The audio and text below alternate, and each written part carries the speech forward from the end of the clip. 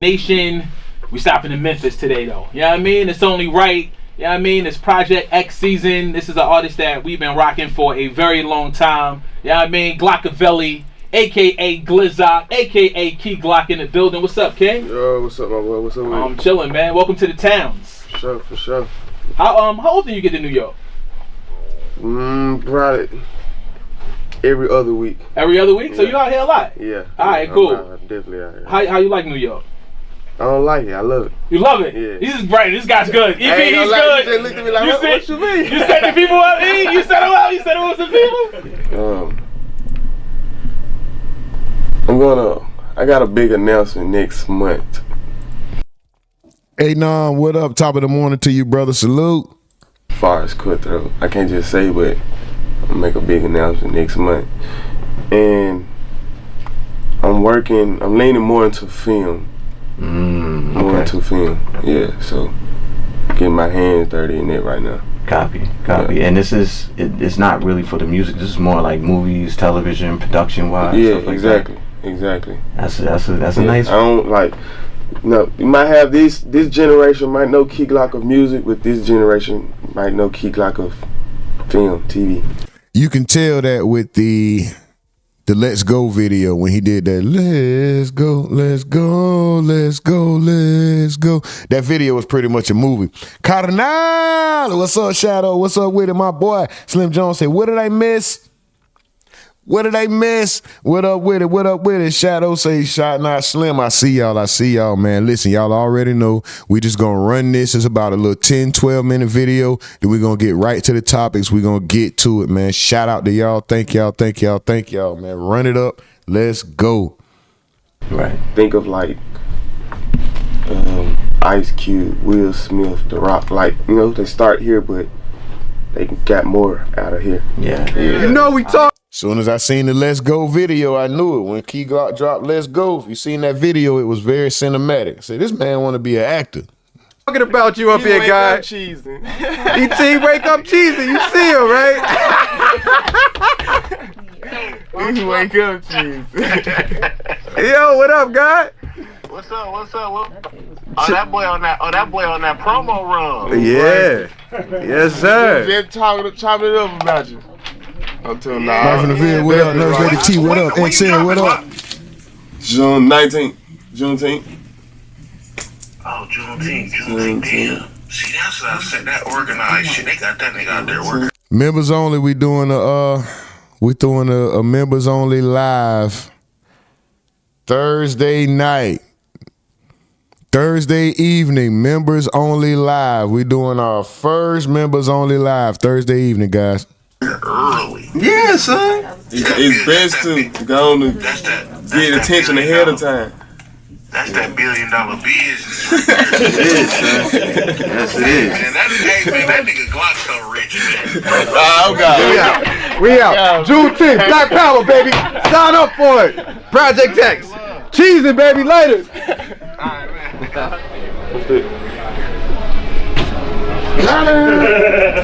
I'm like swole from getting it.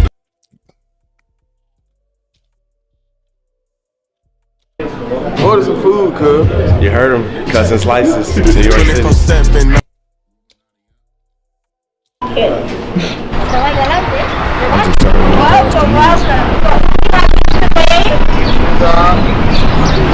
Is that Mud Baby Roo?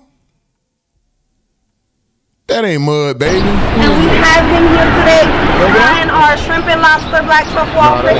How was the sweet chili oxtail? You tried it already.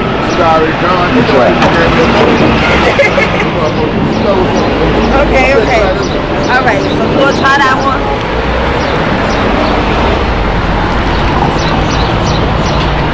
Y'all looking at me like that. Eating that in a piece of dangle and shit, man. First bite, one bite. I'm gonna say yours. 1 to 10. Has the food ever been nasty? Anybody ever reviewed the food and just be like, man, fuck, shit, this is disgusting. Anybody ever been honest? I'm about to start doing food reviews, bro. Let me start doing food reviews. I'm about to be honest as hell. Y'all not gonna, man, all right. All right.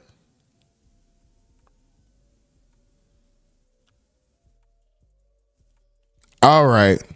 Listen, I'm about to be traveling. I'm gonna be in Florida for like 2 weeks. I'm about to be traveling. I'm about to be in Florida for like 2 weeks. Don't make me pull up on your favorite spot in Florida and do a maxed up food review. What? Don't let me pull up to your spot in Florida and do a mashed up food review. But anyway, y'all already know we about to get the show started in just a few. This is just to get the ball rolling. Y'all know how we rock out.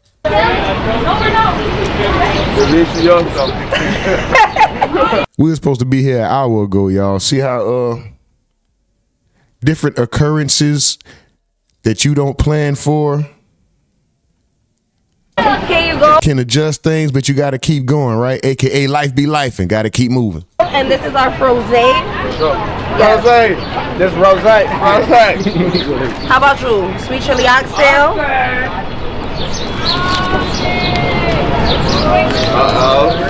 That's good.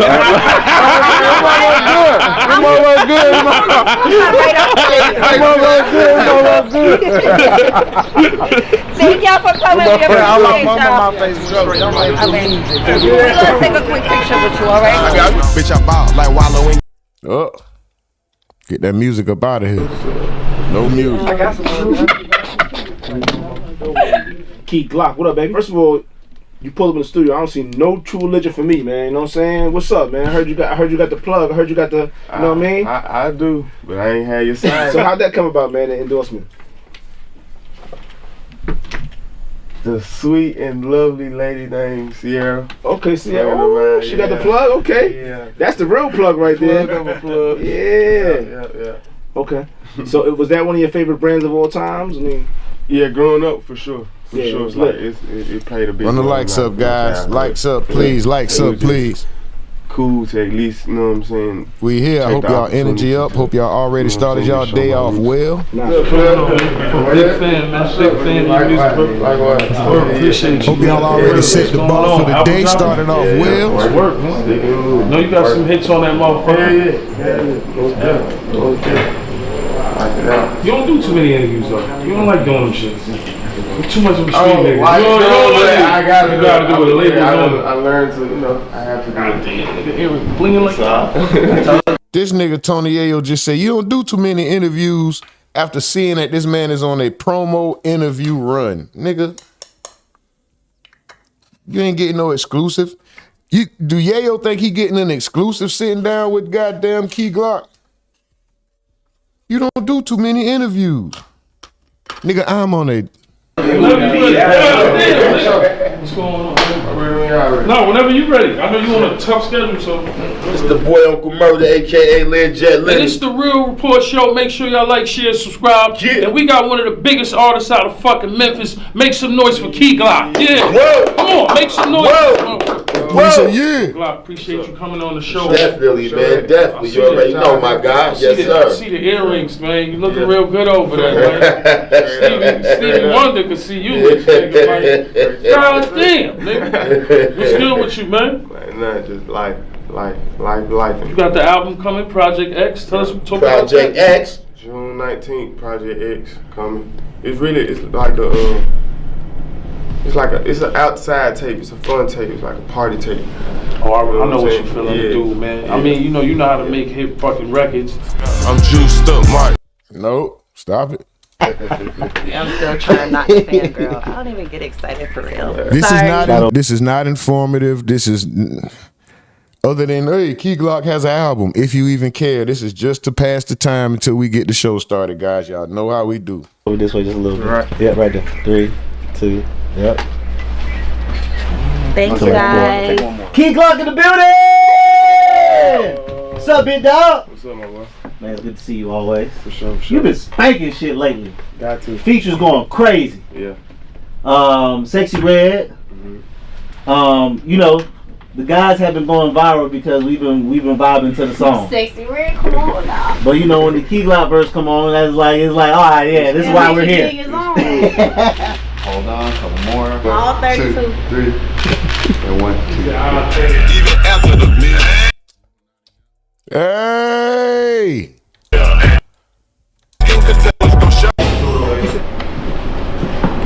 J Hill Podcast. We are in the building live from the Bel Air Studios in Atlanta. I ran as a man trying to give me. How's fatherhood? I ain't gonna lie, it's fun. Yeah. It's fun. You going back in? I want a son. I ain't gonna lie, I want a son. Yeah. And I ain't been for it like that. If it happened, I would like for it to be a son. Getting you out of the afternoon slump. My name is Incognito, and I got Key Glock in the studio with me. Man, one thing I respect, bro, is every time you hit the city and you hit these radio runs, you come be posted on the corner, bro. Nah, you day one. You day one, I got to. Ready? Just need to set it over. Vibrate or silent. Run the likes up, y'all. Another time on Hip Hop Station, Hot 107.9 DJ. How did they miss 7 o'clock on your radio, guys? That is the one and only, my dog, Pretty Boy Tank on the ones and twos, man. Tank just went in for my dog. Like he always does. The one and only, the biggest. I told you we had a special guest today. You know who he is, man. Yo, Blizzard! What's up, fool? How you feeling, man? Man, good, my boy, good. What tier artist is Key Glock?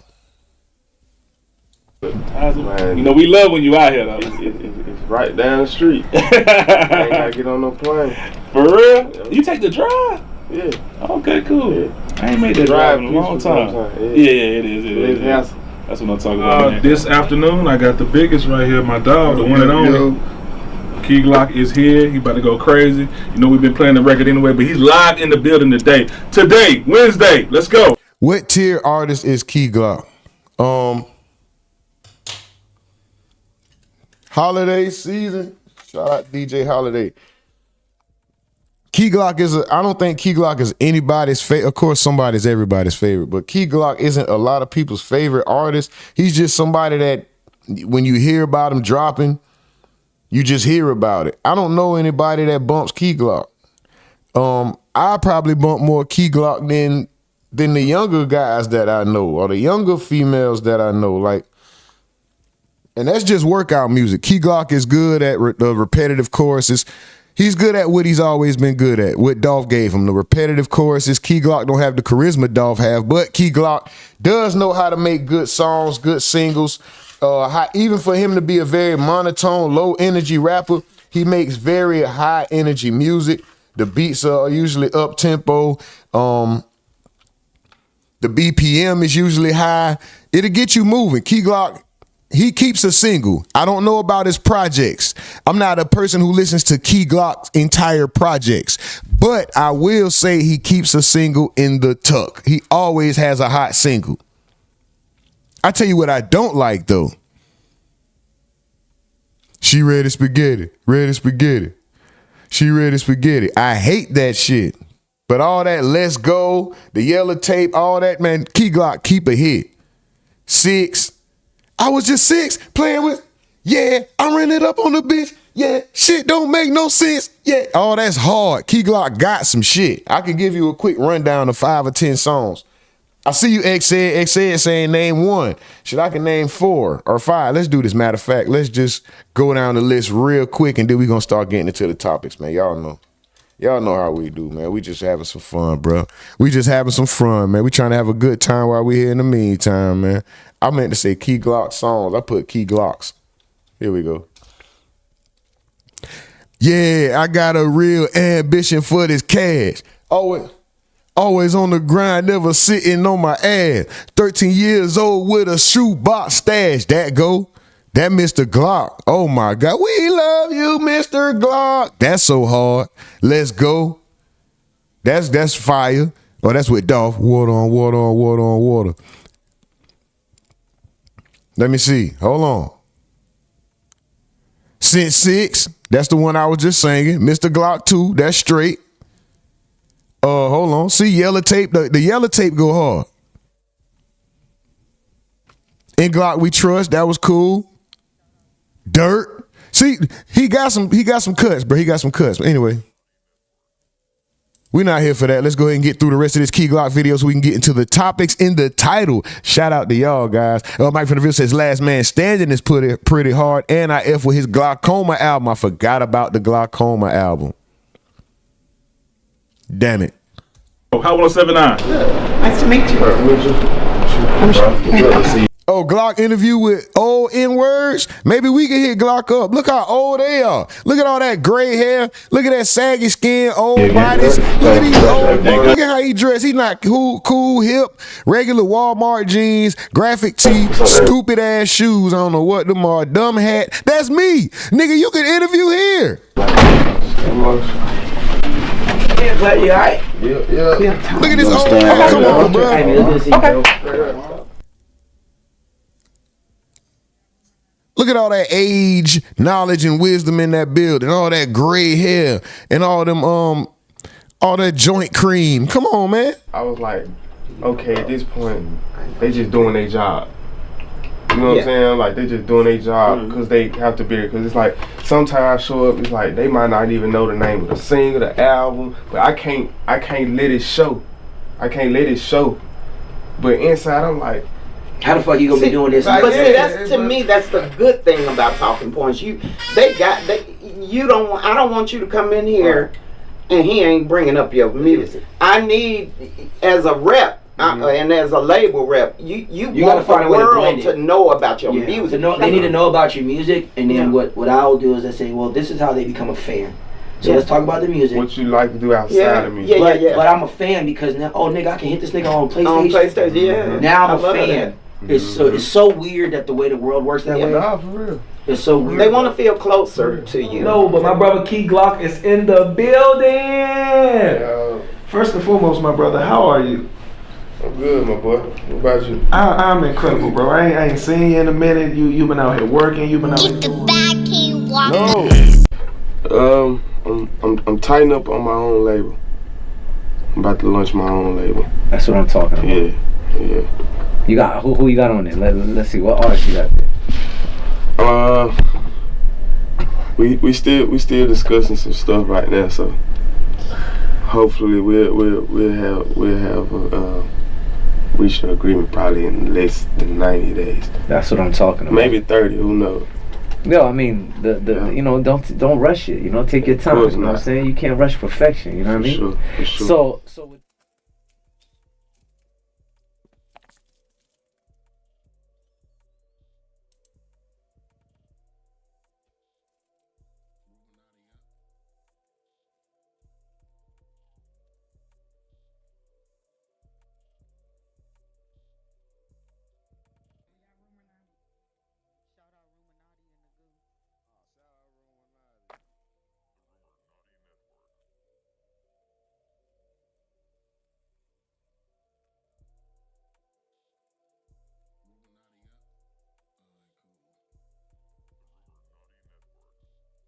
Yeah, we finna get into it.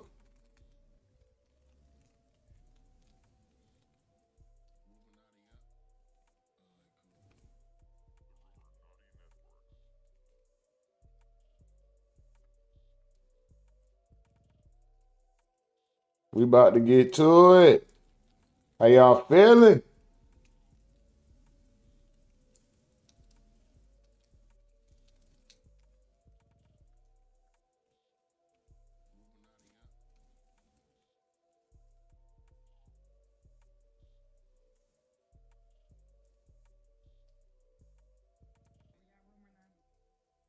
All right.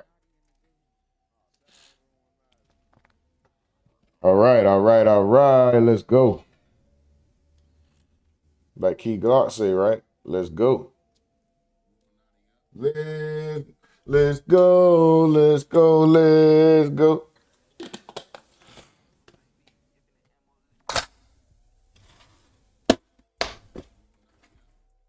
Let's go get the money. Fuck that bullshit.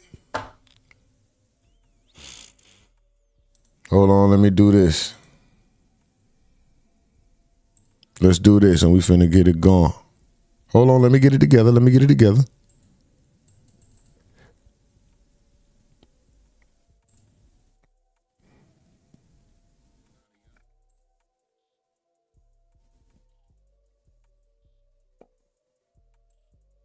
Yes, sir.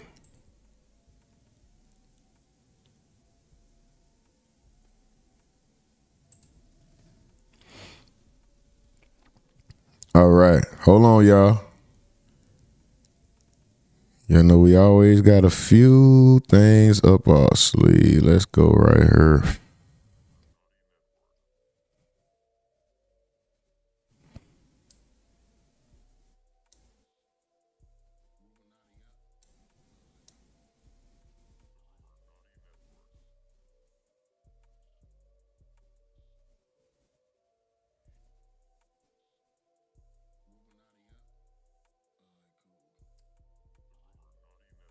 Let's see how this carries over. All right, we just started the live on the other channel. I don't know how this gonna look with that. I just got it set up the way it's set up. We over here looking how we looking. Let's go, y'all. Shout out to y'all, man. First and foremost, okay, everything we are watching is being used under the Fair Use Act for education, satirical, commentary, and research purposes only. The views and thoughts represented in these videos do not necessarily represent the views and thoughts of the Rumonati Network, its annoying host, or its amazing yet ever so aggravating chat. All right, now, welcome back to the Rumonati Network, the place where the conversations are real, the opinions allowed, and the chat is the most aggravating chat on the internet. If you're new here, go ahead and hit that like button. Subscribe and get comfortable, because once you step into the Rumonati, you are officially part of the conversation. Now, listen, on this channel, we talk about everything the internet is buzzing about: hip-hop news, celebrity drama, viral moments, cultural debates, and the stories that people are afraid to ask questions about. And the best part of this whole show is the chat. Because the Rumonati chat is not quiet, it's not polite, and it's definitely not boring. This is the most aggravating chat on the internet, and y'all never hold your opinions back. So if you're in here right now, go ahead and wake the chat up. Drop where you're watching from. Hit the like button, and let's see those opinions in the comments, because around here, we don't just watch the news. We break it down, we question it, and sometimes we aggravate the entire internet while doing it. So buckle up, Rumonati, and let's go. We are here. We are here. Shout out to you guys. Thank y'all. Much love, much appreciation. Let's get into the topics at hand. Right. Where we going to start? I know where y'all want to start, but I'll tell you what we going to do with that. I'm going to take a page out of the Brother Mike from the Ville book. I'm going to listen to my brother Mike from the Ville. And when it's time to address that, we going to switch it up. Right now, we're going to get into some other shit. Hold on, y'all. Hold on. I know the screen just did something. Screen, man. Room of the screen. I know. Give me a second. Please. Give me a second. Give me a second. Hold up. Boom. Boom. All right. Hold up.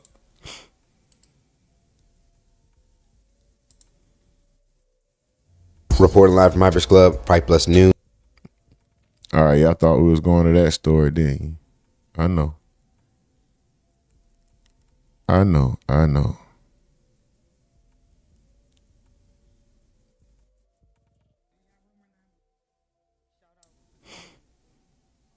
I know. All right. We finna get into it, man. Today on the lineup, we got a few things. We got a few things on the lineup, guys.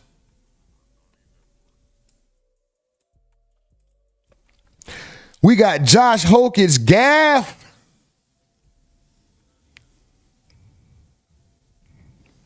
Was this a bit?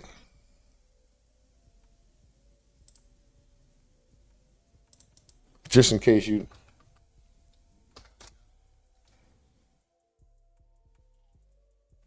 Blunder, okay?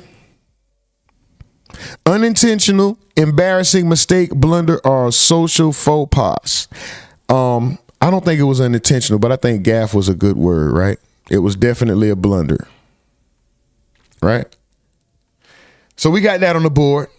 We also got, there was supposedly some threats at UFC Freedom 250. We're going to discuss that a little bit. We got Keebo Gotti exposing Waka Flocka Flame still to this day after so many years, right? Does he have the right to be upset? And also, we have James Harden being arrested. So what we're going to do, guys, is go ahead and get the proceedings proceeding. I think what we're gonna do is start with.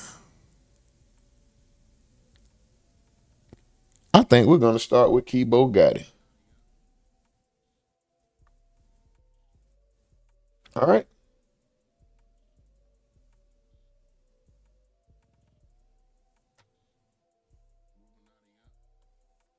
We're definitely gonna start with Keebo Gotti. All right.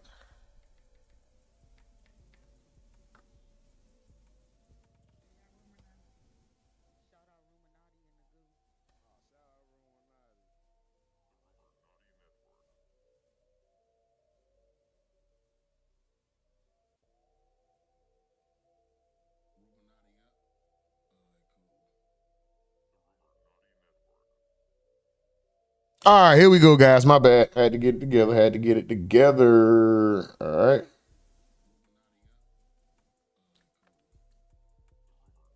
We're going to start with the Keebo Gotti situation. Let's just go there.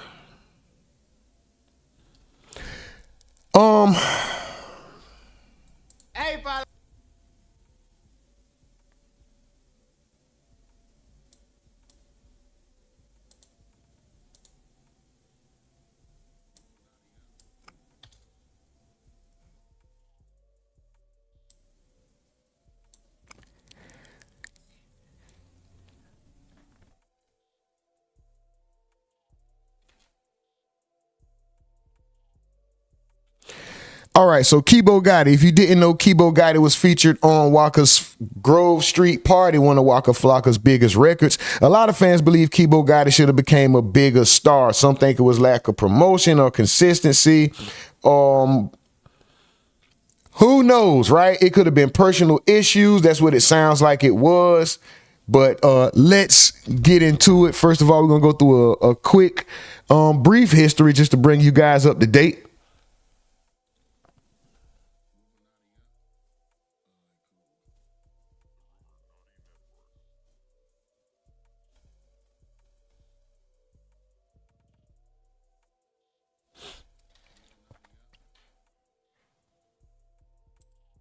You're right. You don't pronounce the S. Waste of time as usual. Okay, well, you don't need to be here if it's a waste of time for you. For waste of time, you don't need to be here.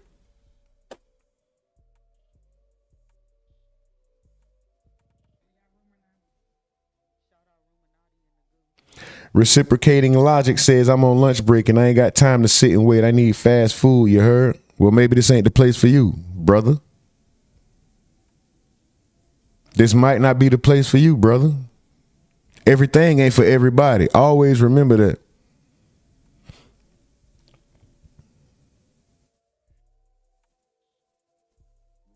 Everything ain't for everybody. Always remember that, bro. This might not be for you.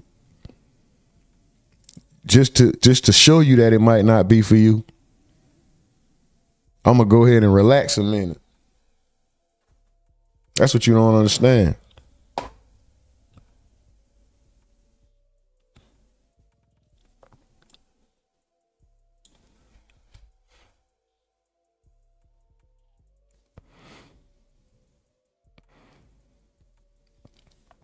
That's what you're not understanding. You slow down the process when you complain.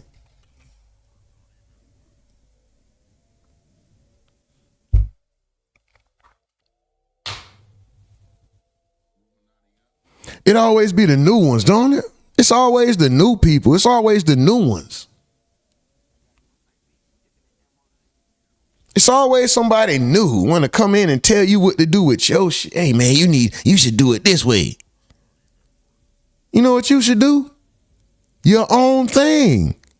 I encourage that. Do your own thing. Don't tell me, show me.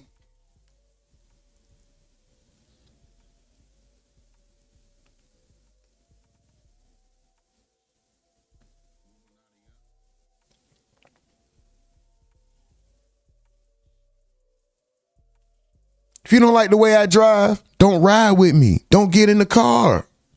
It's that simple. Take an Uber. Drive your own car. What?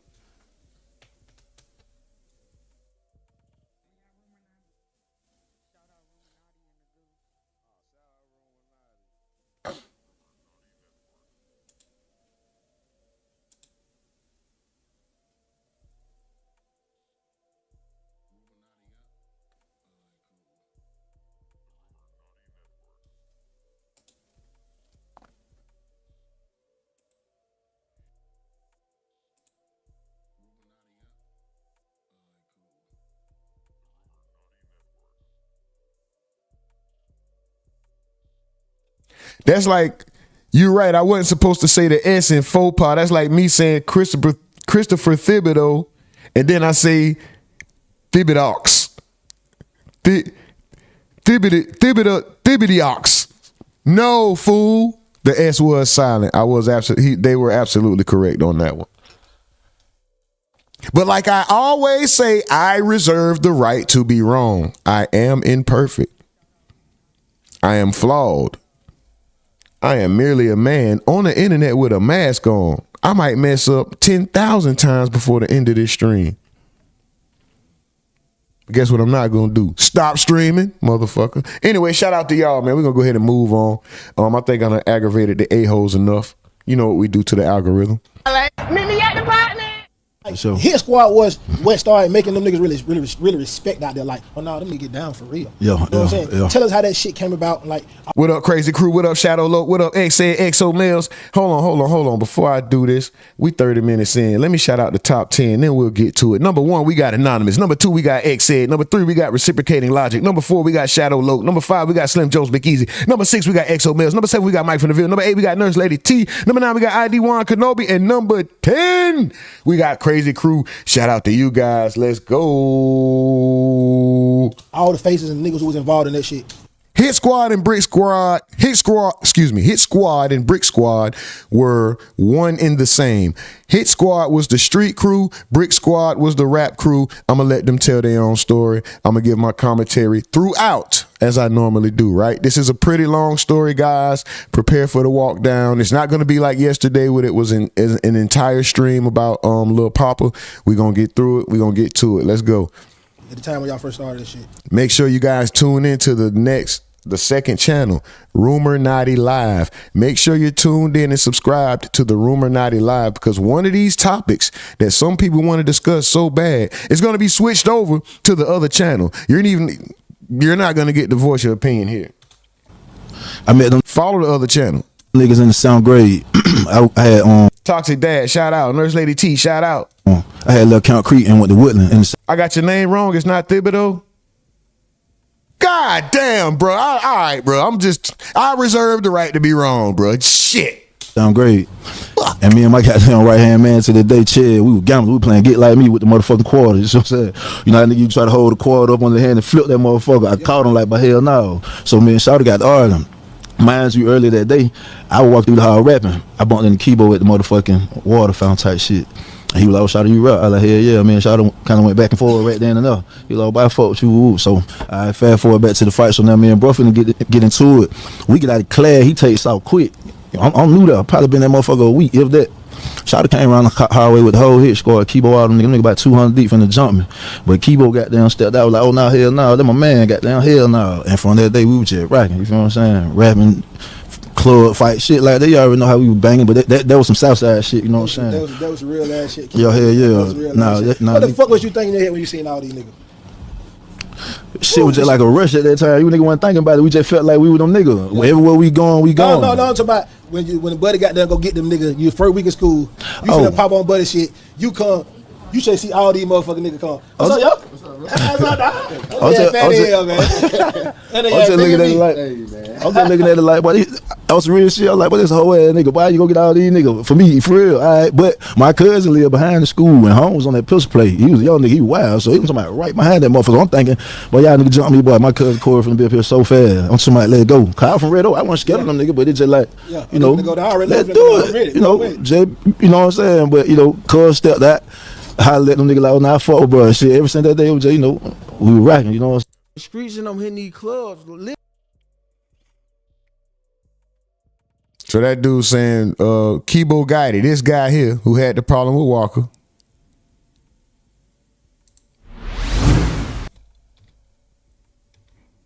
Street, Rich too, man. Keebo got it. Jimmy Cap Carter, nigga. We go show her, man. For the record, set the record straight. We are not Brick Squad. Don't forget Rico got it. Fuck, nigga. Hey, nigga, we out here, nigga. We do this shit. New movement in town, man. It's real money or counterfeit, nigga. We call the niggas out for one, nigga. Ask Brick Squad, they know. Straight up. Hit Squad, Grove Street, nigga. The real Grove Street, nigga. We raise you niggas. Salute, nigga. General, nigga. What? Street Zone DVD, nigga. We in the streets. Y'all nigga in the street, nigga. No, what? Everything green, baby. Everything no green. what's happening, nigga. Ha, let's do it. Hey man, we fucking with y'all. We fucking with y'all, man. Yeah, we fucking with y'all. Y'all know what we do, man. We rushing everything, nigga. One-on-ones. I'm knocking niggas out. Come on, man. Hey man, that man just said the realest shit alive, man. One-on-one, nigga. Yeah, shoot me the one, man. Hey, get what? It's a secret though. Nobody know this, but you know, them niggas tried some bullshit at the bowling alley the other night. You know what I'm saying? Flock tried to macho man up. He got like 30 niggas down here from New York. Woo. You know what I mean? Slim with the pop. I fuck with Slim. You a real nigga, but come on, man. You know I got them hands. For the record, I knocked Slim out this morning, one-on-one. But you a real nigga. You came and fight me by yourself. I love you, nigga. You know, he talking about Slim Duncan. Everybody tell you different. The fight that they had outside, you guys know.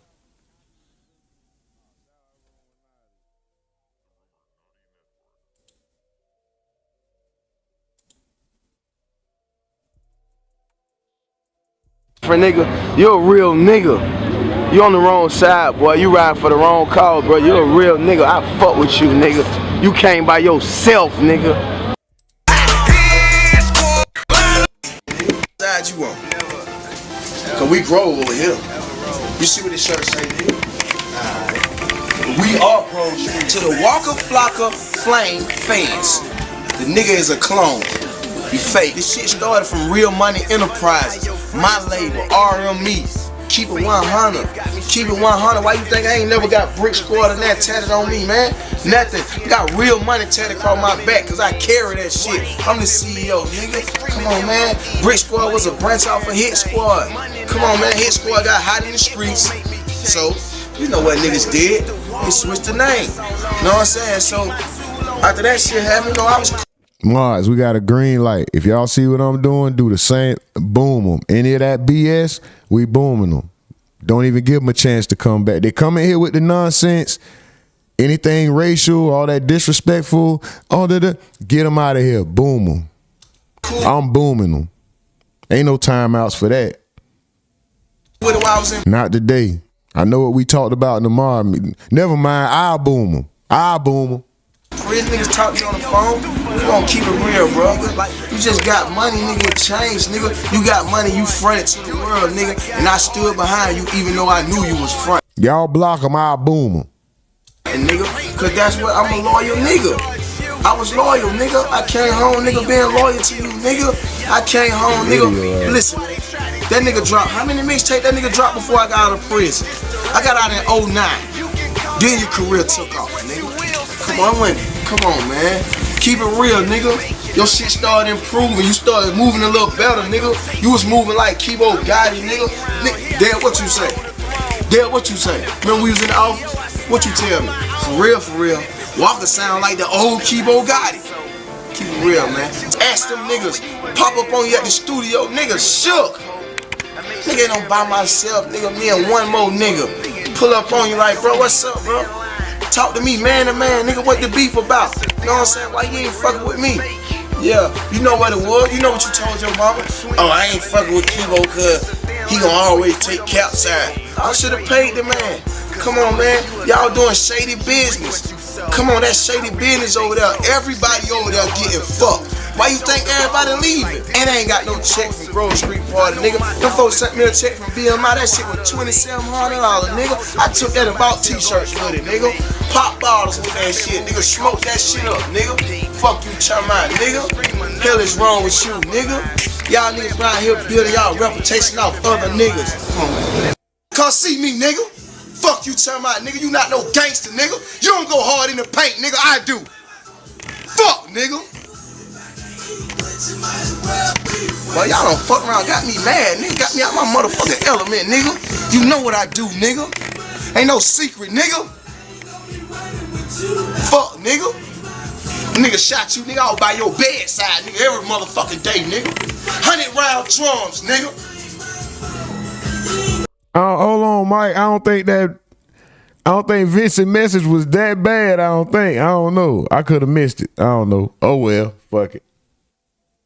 Oh well. Fuck. If you got boom, you got boom. Oh well. Don't even say something that look halfway disrespectful. I ain't gonna tell him to hold on. My bad for saying hold on, Mike. Do your thing, Mike. My bad. Boom him. My bad, Mike. I shouldn't even said that. Boom on.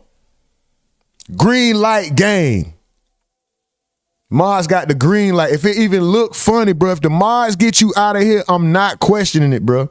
Don't type nothing that even look halfway remotely close to disrespect. If you got to think about, does my comment may be taken out of context. If you got to explain your comment, it's disrespectful, fam.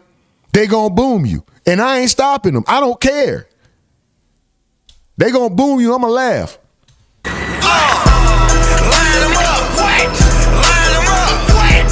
Get him out of here, bro.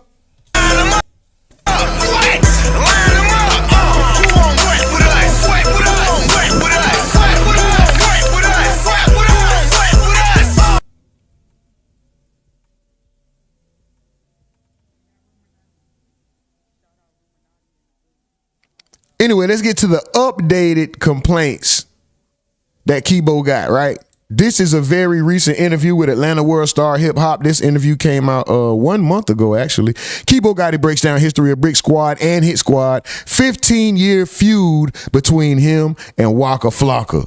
Let's go. Literally 100 deep. Facts. Just pulling up like 100 niggas and women. Like we pulling up like not no 47, not no 52, like literally 100 people plus. Bro, they clowning y'all ass. Here comes the boom. Here goes the boom. Here goes the boom. That motherfucker say boom or not. New York hip hop, get your ass boom back. Listen, bro, I'm not questioning these mods. They will get you out of here.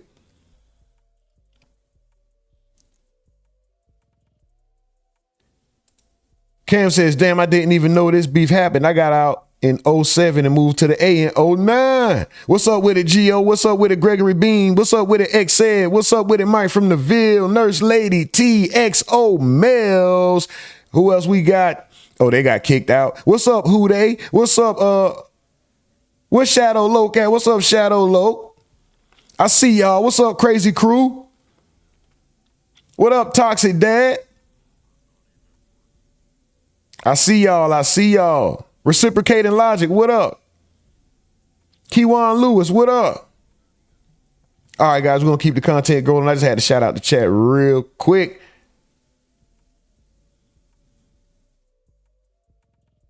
Sean's review says, boom malicious. I don't know how to take that. They might feel some way about that. If they boom you, they boom you.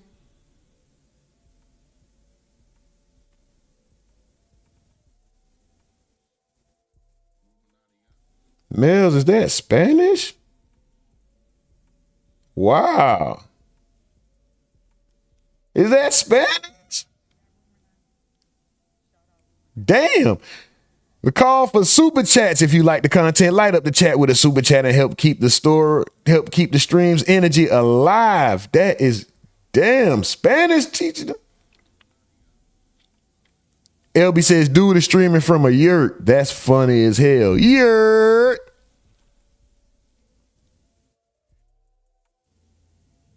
Yurt. Y'all know what a yurt is? It's like a fancy tent with structure. It's round. It's kind of like going into a circus tent. It's circular. The top still comes to an angle. It's pretty spacious too. A yurt might be my next move. But let's go, guys. Let's go with the content. I'm talking too much. Let's get it. No, I'm saying, when you just pull out from my house, it's like a funeral. You know what I'm saying? Like, you know what I mean? You would think these folks assassinated the president. How deep it's going to legs. Don't say that. Took it to the Brick Squad. Now I'm hot. I'm on fire. Here we go. Then I'm think you finna get some straightening. Hey man, you know what it is. So Hit Squad. Then I'm getting y'all. Took it to the Brick Squad. Now I'm hot. I'm on fire in the streets and in the club. Mm-hmm. We going to the club buying the bar. Back then you used to buy the bar. I remember. You know what I'm saying? You go buy the bar, everybody get shots. Yeah. So we behind the bar, we making the DJ play the song, you know what I'm saying? Then back then, if you ain't play our song, you get swung on. Yeah. You know what I mean? Like 100 of these niggas in the club can't beat them shit. You know what I'm saying? There's a lot of it. You know what I mean? And a lot of them know how to fight. Yeah. So long story short, I end up getting locked up for the police situation. They end up sending me to prison. But no, before I get locked up, Waka bring his mama to the spot. They'll pull up. She like, yo, she coming out like she running shit off the reel. Yo, what's going on? Like, you got all these cars, all these dudes, this music blasting, all these guns. What are y'all doing? Man, look, listen to this shit. Word? Oh, she loving this shit. She going, so look, this is what we need to do. Hey, look, whatever you do, you take this to your folks. You know what I mean? We going out tonight. You know what I mean? We gonna holler at you. Don't hit that nut. She take it to New York and do what she do with it. That shit go to buzzing up north. Know what I'm saying? You got nigga Frenchie. I take my hat out of Frenchie. You know what I mean? Even though he be doing some bullshit, Frenchie, that nigga is the mouth. When that nigga go to talking, what? The what? I take my hat out of Frenchie. You know what I mean? Even though he be doing some bullshit, Frenchie, that nigga is the mouth. When that nigga go to talking, niggas listen. That nigga was in New York. Yo, my hit squad niggas, son. Them niggas body, them niggas. Hey, I ain't gonna lie. Don't ever call me the mouth. You could be like the heart of the operation, the brains of the operation, the muscle of the operation. Don't ever call me the mouth, bro. He's the mouth of the nigga. What? Pause, nigga.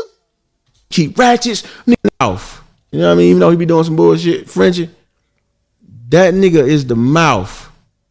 When that nigga go to talking, niggas listen. That nigga was in New York. Yo, my hit squad niggas, son. Them niggas body, them niggas keep ratchets. Niggas in the club. Them niggas running the radio station. He taking this shit up north. Spreading it like wildfire. Know what I'm saying? So when I get locked up, we buzzing.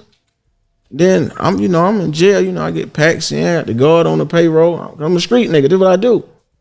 I call home one day, walking like, yo, I'm thinking about rapping. I say, nigga, I was just thinking that, nigga. You know what you need to do? You need to be like a Lil Jon or something. Just get on that motherfucker, just go hype. Cap got you, put the whole squad, woo. So, no lie, nigga, about 2 weeks later, I had a flip phone. I get a missed call. I call back. They like, yo, Aunt Dale want to holler at you. I'm like, what's up? She on the phone. She like, yo, I got this kid Gucci. You know Gucci, man? I'm like, not really, I don't know him, but what about him? She like, yo, he did this so icy with Jeezy. I'm like, oh yeah, I know about him, but I don't know him. She like, look, so listen, this is what we finna do. We gonna take the hit squad, since the hit squad is hot right now. Y'all call the projects the bricks, and we gonna turn it to the brick squad. So I'm like, okay. So I'm like, okay. So what that mean though? It's like hit squad still in the streets. Y'all got the street cred, but brick squad got to be the rap group. It got to be in the music industry, because you can't push hit squad in the industry, because y'all niggas is.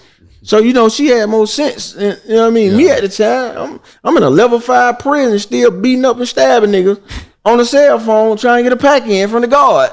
So okay, that what y'all gonna do? All right, so look, make sure they take care of the homies. I called, talked to Mo, talked to Cap and all them. I called back there, like, hey, yo, look, get what? Bro, listen, everybody got their flag. I say, shit, nigga, we got a flag too. What color? We gonna go green.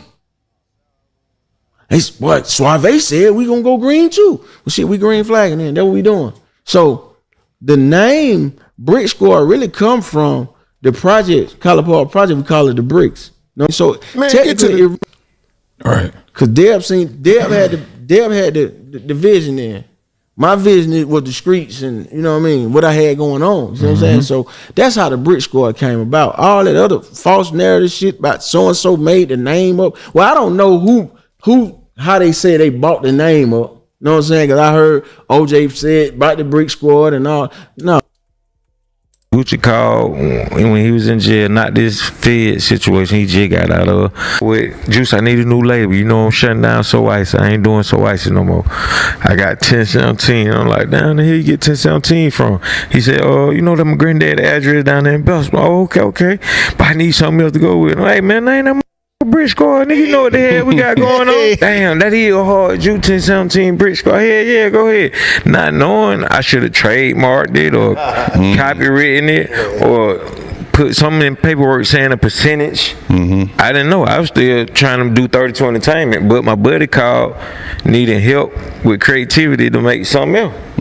I gave him Brick Squad. Now they came up with the logo and all that shit for Whoop the Whoop, but they know where that name came from.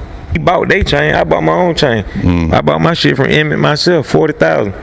Okay. And I'm not even signed to these folk. I ain't got no endeavors in Brick Squad. Yeah, I gave him the what you call had going on. You know what I'm saying? So that's how the Brick Squad came about. All that other false narrative shit about so and so made the name up. Well, I don't know how they say they bought the name up. You know what I'm saying? Because I heard OJ said about the Brick Squad and all. No, man. I can show you I got a tattoo. Brick City, College Park Project. That shit say Brick City, man. Yeah, I ain't listen. This shit was way before, you know what I'm saying? I'm in chain gang getting tattoos. So, you know what I'm saying? So, you feel me?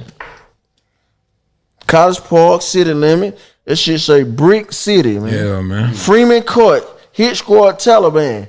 You understand what I'm saying? Where do it say all them long ass words on that little small ass tat? Man, where does it say all of that at? Come on. Folk, you know what I'm saying? I'm in chain gang getting tattoos. So, you know what I'm saying? So, you feel me? College Park, City Limit. That shit say Brick City, man. Yeah, man. Freeman Court, Hit Squad, Taliban. That shit is so small and distorted and mucked and ran together and keloided up. You can't read that. You the only person who know what it says. The tattoo artists don't even know what that shit say. To them it said, nobody know what the hell that shit say. That shit say, Moo. You understand what I'm saying? Yeah, so, you know, like, that's where that shit come from. I ain't got Brick Squad tatted on me.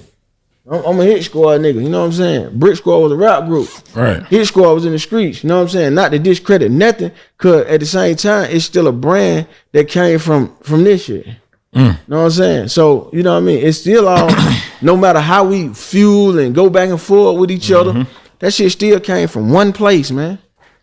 Oh, so. And I don't think they realize that. You know what I mean? Like, even with Waka, you got Hit Squad tatted on your knuckle. That was your first tattoo on your hand. That's your first tattoo. You still a property of Hit Squad. You still what we call fam. You know what I'm saying? Yeah, so. See what I'm saying? Like, we can beef, we can bicker, we can bitch, like we really been doing for what, 15 years? Just to keep it real, but it don't matter. He can Brick Squad Monopoly. Man, come on, bro. We can get so deep, bro. I got contracts. Man, we started Real Money was the label. Couple questions. At what point do old grievances become old news? Right? I mean, if Keebo feels overlooked, he has the right to tell his story, even if it's years later, right? But at what point does old grievances become old news? How long are we going to keep talking about this same thing? Bro, I just pulled up like 3 old clips where you were saying exactly the same thing, and that was like 10, 12, and 15 years ago.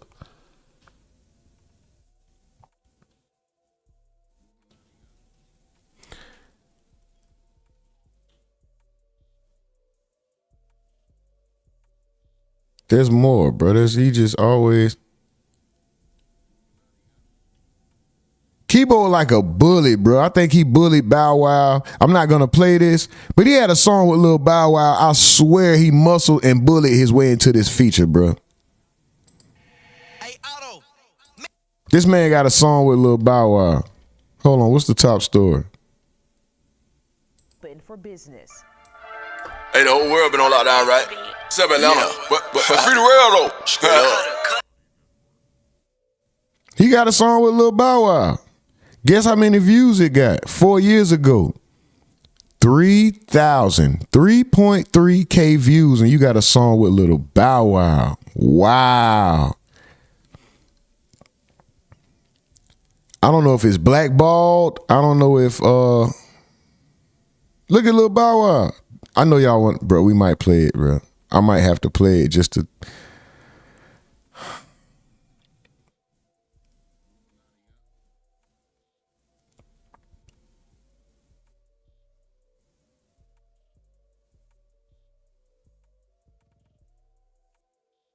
I can't play it. It ain't enough likes, and it ain't no soup. Nah, I ain't playing. I ain't even doing that. We ain't even finna play like that. Let's just continue what we doing. On me. You know what I'm saying? If y'all want to be technical, let's do it. I ain't talking about Gucci. I was locked up. Locked the CEO up. Now back to Coca. Come on, man. You ain't even know Gucci for you in my house. This is why I say exposing Waka Flocka, because we can get so deep, bro. I got contracts.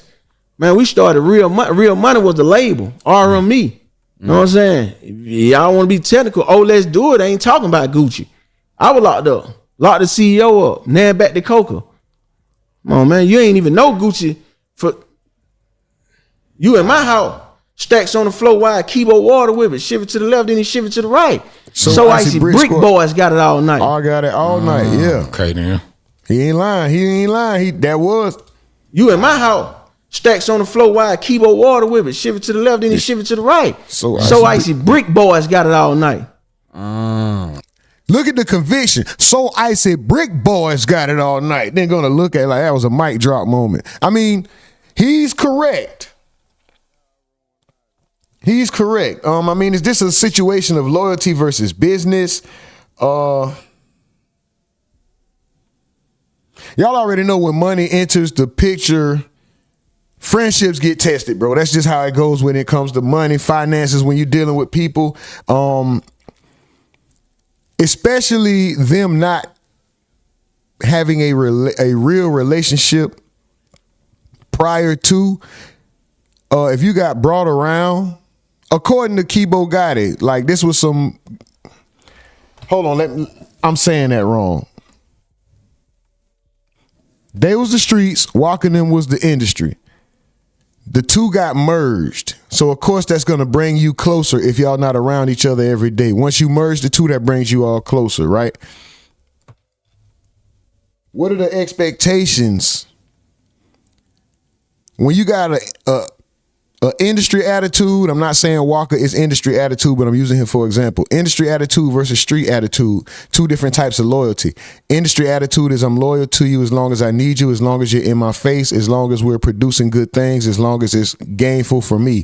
Street loyalty is to a fault. We will die together. We will go broke together. We will commit crimes together. We will lose everything together. So it's two different types of loyalty. One person coming at it from a street aspect, the other coming at it from a business aspect, you know? Okay, then. See what I'm saying? Nah, for sure. Drop it jam. But that Brick Squad and that Hit Squad movement was one of the biggest movements Atlanta ever seen, though. That's what I'm trying to tell you. Do you think I'm about to go out on a limb. When did things start to shift and go downhill though? Man, listen, man. You know what it was? It was a lot of people say it was egos. It was just miscommunication, bro. That's all it was. Miscommunication, like misunderstanding, like with that paper, like you gotta think. Hit Squad known for hitting licks and hustling and trapping and doing what they gotta do to get money. Right. When you get a call and say, hey boy, you know you supposed to be in the millionaire club. What you mean? Who you is? Oh, I'm such and such from such and such record. You from who? How you know my number? How you can verify? How you can tell me that I'm owed this money when you just in the studio with Cali? I agree. Trucking with options. I agree. Anonymous says, X said that's the best music to music. That's funny as hell. X said sound like someone is mad because that music only got played in the bathroom. When you doing this? Jennifer Hodge, Jenny from the block says, hope everyone has a good day. Nurse Lady T said, he gone. Out of there. Quick. You write this, then you supposed to executive produce this. How you know this? Gregory Bean laughing at the 3K views. That's funny. It say y'all both got records. Half got criminal, other half made money off their records. He folks from the label. Know what I'm saying? So it's just like, all right, so when I'm making a call about the money I'm getting pushed to the side. Like, bro, listen, anybody will tell you, bro, me and Dale used to be like this. Man, when I came home, big party, man. All this got the porn star there, everybody there. When I came home, man, I'm on chain gang time though. Know what I'm saying? So I come home, Eagles landing. Bro, listen, it went south from, you know what I'm saying, miscommunication, and I wouldn't even say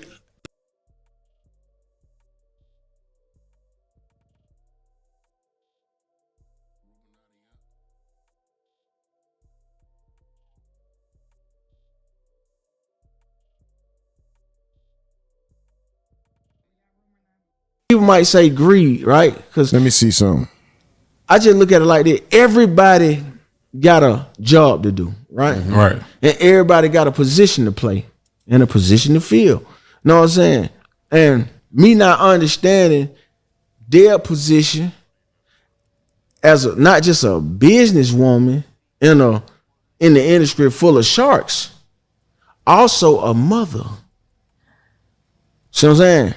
Now, her being a mother with a son that got a friend or friends that don't play no games. Man, what you talking about? You owe me money, I need that. Hey, partner, your mama owe me. You know how I play about that paper. Know what I mean? We just rap little butter them up about that little bit. Know what I mean? But that's a whole lot. Talking about we just rap little buddy them up. Come on, bro. Y'all ain't rap. Well, I ain't gonna say that. Holla at your mama throw like, you know what I'm saying? Like, what's up? Oh boy. So she being a mother and a businesswoman, she gotta protect her son first. I didn't understand that. I'm making the call like, yo, I need that. You talking about some Eminem, partner? Where they at? Oh man, I done got police sent on me and everything. Nah. Yeah, I went to the office one day. The police pulled up and told me I can't be there. And now I used to be in the office. I pull up the Eagles landing. Hey, Keebo, what's up? Security. Oh man, ain't no more. You can't pull up too much. You Keebo no more. Them folk call the police. Well, now that you and Waka done matured, y'all done grew up in life and everything, was y'all ever to like work out them differences? Or? Man, you wouldn't even believe I done seen Waka so many times. By himself. I always catch him like by himself. I just seen him last year, 2 days after my birthday. Like, and I'm gonna be real with you. Every time I see you on some, bruh, you know what I mean? Then when I leave, you do some other shit. Yeah. Like even with the interview, you probably get a DM. Don't fuck with y'all. It been like that. And a lot of niggas know this. Keebo Gotti is basically saying Waka Flocka has been blackballing him. He's blaming Waka Flocka. He's saying you get the call. This is why people haven't been messing with me. Not nothing I did, not my attitude, not my history of being a reckless person, not me being in and out of jail, so I'm not good for business. None of that. Just the fact that Waka Flocka made a phone call and say, hey, don't mess with that guy for whatever reason. It's the sole reason why my music ain't getting played and the world ain't groveling at my feet and thinking that I'm the best ever. That's why. It's all Waka fault. A lot of niggas know this. You know what I'm saying? Like, a lot of niggas know this. A lot of DJs and radio personnel, a lot of podcasts, like, they be knowing. Shout hit them up like, bro, don't fuck with home. They gonna probably hit you up. That's why I said on that song, Cease and Desist. They fuck with, Southside, G Herb, all them niggas. Know what I'm saying? Like, you know what I mean? But I know for a fact, like, come on, bro. I ain't after you. You know, Shout know how I get down if I get after you. I don't come out, man. Listen, you don't see me. Know what I mean? Like, you don't see me. Why dude remind me of Offset or something? Something about this dude remind me of Offset. The look, even the talk. He's like a meaner, tougher, more street, more ignorant version of Offset. When it hunting time, you feel me? Like, they know how I get. So I ain't worried about. I just seen you.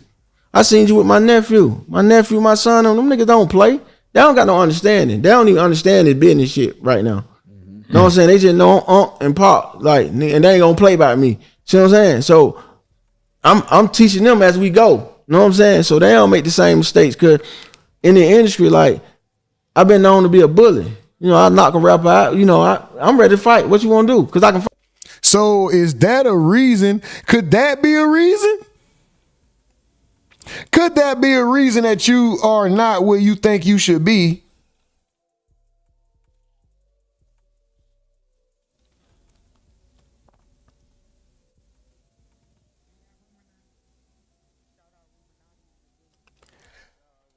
I got hands. You know what I'm saying? This shit works in fentanyl. You know what I'm saying? Yeah, and niggas know that. Like they can pick their poison either way, the streets or the ring, however they want to go with it. You know, I hit hard. Them niggas know that. They been around me. You gotta understand, niggas that grew up with me know, but y'all know how to fight. You know what I mean? So I done seen home a couple of times. Last year, 2 days after my birthday, and then get what? Pull up on a DJ. I see this DJ 3 times after I seen this DJ 3 times.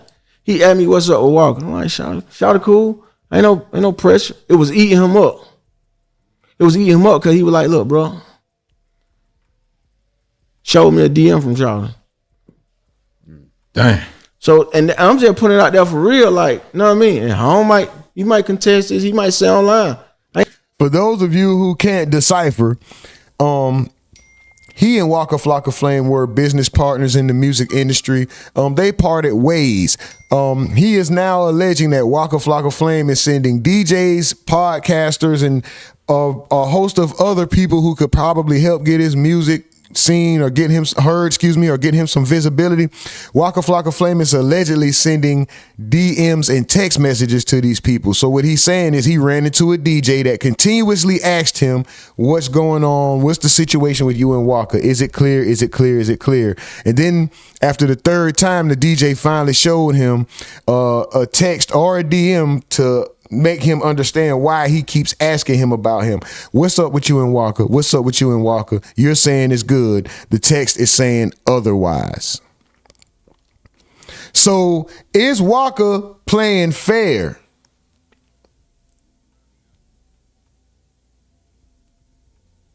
Is Waka playing fair? By blackballing him, whether we have disagreements or not. You should never, in my opinion, you shouldn't want to stop another man from feeding his family. So I don't see the severity in it. I don't understand why it's to this extent. If this is true, why is Waka Flocka getting him blackballed? If he's really not all of that, if he already has this bad reputation, won't he pretty much blackball himself? You don't have to do the work. Let him do it. Let nature take its course, right? I ain't got no reason to lie on him. You know what I'm saying? Like, ain't never been no hate. Man, ain't never been no hate. Bro, everything you done did, you a prodigal hit squad. No matter what. Nigga, Keebo always been your big brother. I ain't listen. You gotta think. Them niggas don't listen to Waka. Who you think they listen to? They wasn't listening to Waka back then. Who you think they were listening to? When you said hit squad, you thought of Keebo. Shout to pull up. Yeah, you ain't think of Waka. Think about that. Like your credibility come from hit squad, the streets. Brick squad rapping. Okay, you got the fame, the notoriety from, you know what I'm saying? But get what? We can take it to there. We can do numbers. Right? We can do numbers, right? We can look it up. Your 2 biggest hits is what? All they do it. On Grove Street Party. Grove Street Party. Now, and I know niggas gonna be like, oh, he lied. No Hands is not his record. They can say Gucci went in the studio and all that. Shout out to Boom, man. Shout out to Roscoe Dad. But they know who ran in the studio. And hey, boy, we need the Masters. Niggas don't even know what Masters is, but nephew, go get the Masters. I don't even know what it is at the time. Yeah, but if you look at it, I got 16 for the Roscoe thing. Why would Wale, a well-known artist, say I got 16 bars for this Roscoe song if it's Waka song? Dang. We was bullies. Like, we can take your record. You ain't going against the squad. We don't give a damn who you is. Even Diddy. Facts. Get what? In the video, oh, let's do it. No, them niggas was finna take Raw Phantom out there. No. Look, AI. Man, free AI from the project. See, Walker can't control the projects. The projects, them hit squad niggas from the project, they different. 3,700, 4,900, they different. You see what I'm saying? Listen, Derek called me up there in the Central Station. Hey, nephew, did it right there. But them old time, Rick Ross. Oh, I'm finna go buck on my folk, cause get what? This my partner video shoot. Boy, this amazing. We got Diddy and Rick Ross out here. Diddy say, hey, boy, you want to get some money? Or you want them niggas want to get some money, or they want to go to jail? I said, well, ain't nobody going to jail out here. You tripping. I tell you what, listen, the green flag movement, you going to put this up in the video. AI threw the flag at Diddy, bro. Come on, man. You can't, listen, cause get what? We in the streets. We didn't care about that. Like, you got niggas that didn't care about this shit. They only love it because it's us doing it. It's y'all doing it. Yeah, they don't care. These niggas get street money. These niggas ready to take the car. They ready to take, you got the bankroll on you. They ready to take your bankroll, script you for your jewels, the club shit and the neighborhood shit. Like, bro, we were real out here. And that just went in, man, the city know that here. Crazy. I can go anywhere. You got recognition for the music. But where it went left at is miscommunication. And I reached out for months. Hey, what go with the paper? P&D deal from this. You know what I mean? Them folks was sending a check for Keebo. Never seen it. I'm still out here busting licks. Then you got to think, bro.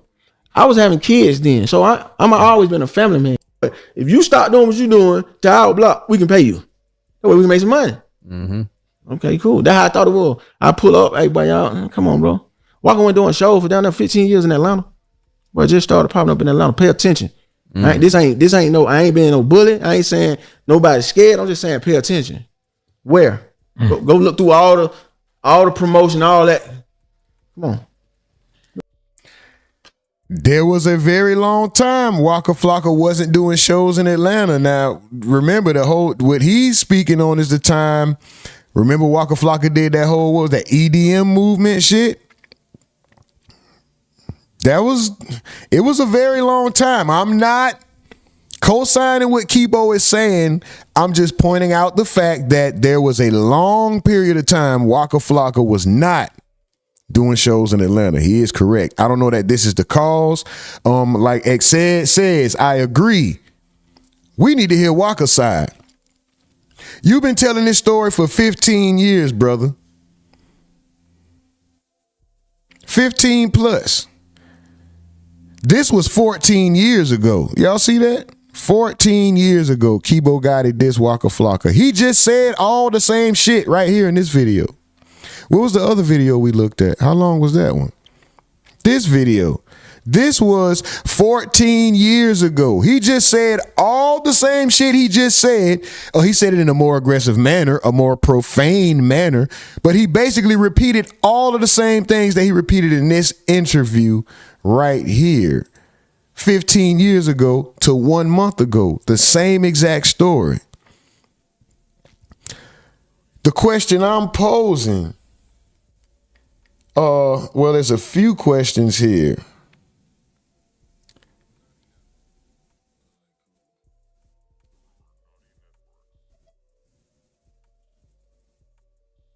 Is it realistic to expect business partners and friends to remain close forever? Because you got business partners, then you got friendship, and a lot of people say those two things don't mix. I think with great communication, with everybody being upfront and honest about their expectations, I think with putting things on the table when there are issues, when issues arrive and not harboring feelings, of course it could work. Will it always just be a harmonious situation and everything is this utopia of great and just cordial, everything is just perfect? No, that's false. That never happens in any relationship, right? As much as we credit the Locks for never displaying publicly their disputes, right? You think they don't see eye to eye? You think there's times that the Locks didn't talk to, there aren't times that the Locks didn't talk to each other? You think the Locks never had disagreements or arguments or been like, man, fuck that nigga for like a month? You think Sheik and Jada didn't have animosity or a misunderstanding with each other for like 30 days and didn't even talk to each other or maybe 2 weeks or something, or maybe more, maybe longer, maybe a year. You think Sheek Luch is shoulder to shoulder with SP the Ghost every day, and they talking and calling every day? No. I think these guys, they weren't friends originally. The communication wasn't there. Somebody was double-minded. Somebody was being facetious. Somebody was in somebody's face pledging loyalty and making promises, and it wasn't what they said it was. Who is the culprit? I don't know. But street guys are very sensitive. And when you tell them, when you mention something to them about loyalty, if they are actually loyal street guys themselves, they take that to heart and they will hold you to that. Even when they're wrong, they will still hold you to the loyalty you're supposed to have, even when they go and do something wrong. Just like look at AB. Look at AB, right? So it's a few things to question here, right? Is it unfair to blame Waka for this man's career and where it turned out? Especially when you saying Waka said, lock my CEO up. So you was over Waka at one point and then ended up signing the Deb, and now that puts Waka and everything else over you. Are you feeling some kind of way because it wasn't you? Were you actually done wrong? I don't know. It's crazy, man. It's crazy. Now, Keebo, did you ever get a chance to meet Gucci Man personally? Yeah. Gucci tried to sign me. Gucci tried to give me $1 million. Oh, one verse. Him and Coach K. Call Coach K. This is why I can't. Every time I want to stop and be like, okay, let's move on. It's more to it. We're not going to watch the entirety of this interview. We're probably going to do like 10 more minutes when we move on to the next topic, guys. Let's go. Never told nobody. We in the studio patchwork. We do a song. Me and Gucci we got like a couple of songs together, but me, him, and Woo, we do a song called Stepped In. He just put it out on his what's name 3 years ago. I just seen all this called Stepped In. Me. I didn't even see this, guys. Waka Flocka sets the record straight.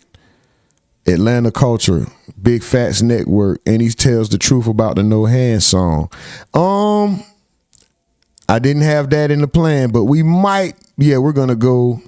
After this, we're going to go to that and see if Waka responded to him. I'm just going to breeze through it. So if I miss a part where Waka actually responds to him, my fault, guys. But I didn't know that. I didn't see it at all. I was looking for this. It just popped up. Anyway, let's go. Me, him, and Gucci. I go in there and freestyle the verse. They was this right before they finna drop the So Icy Boy. Mm-hmm. Man, boy, Frenchie, get on the phone and tell. Yeah, he called there right there. That's why he said Frenchie the mouth. He talked too damn much. Pause. He went and told.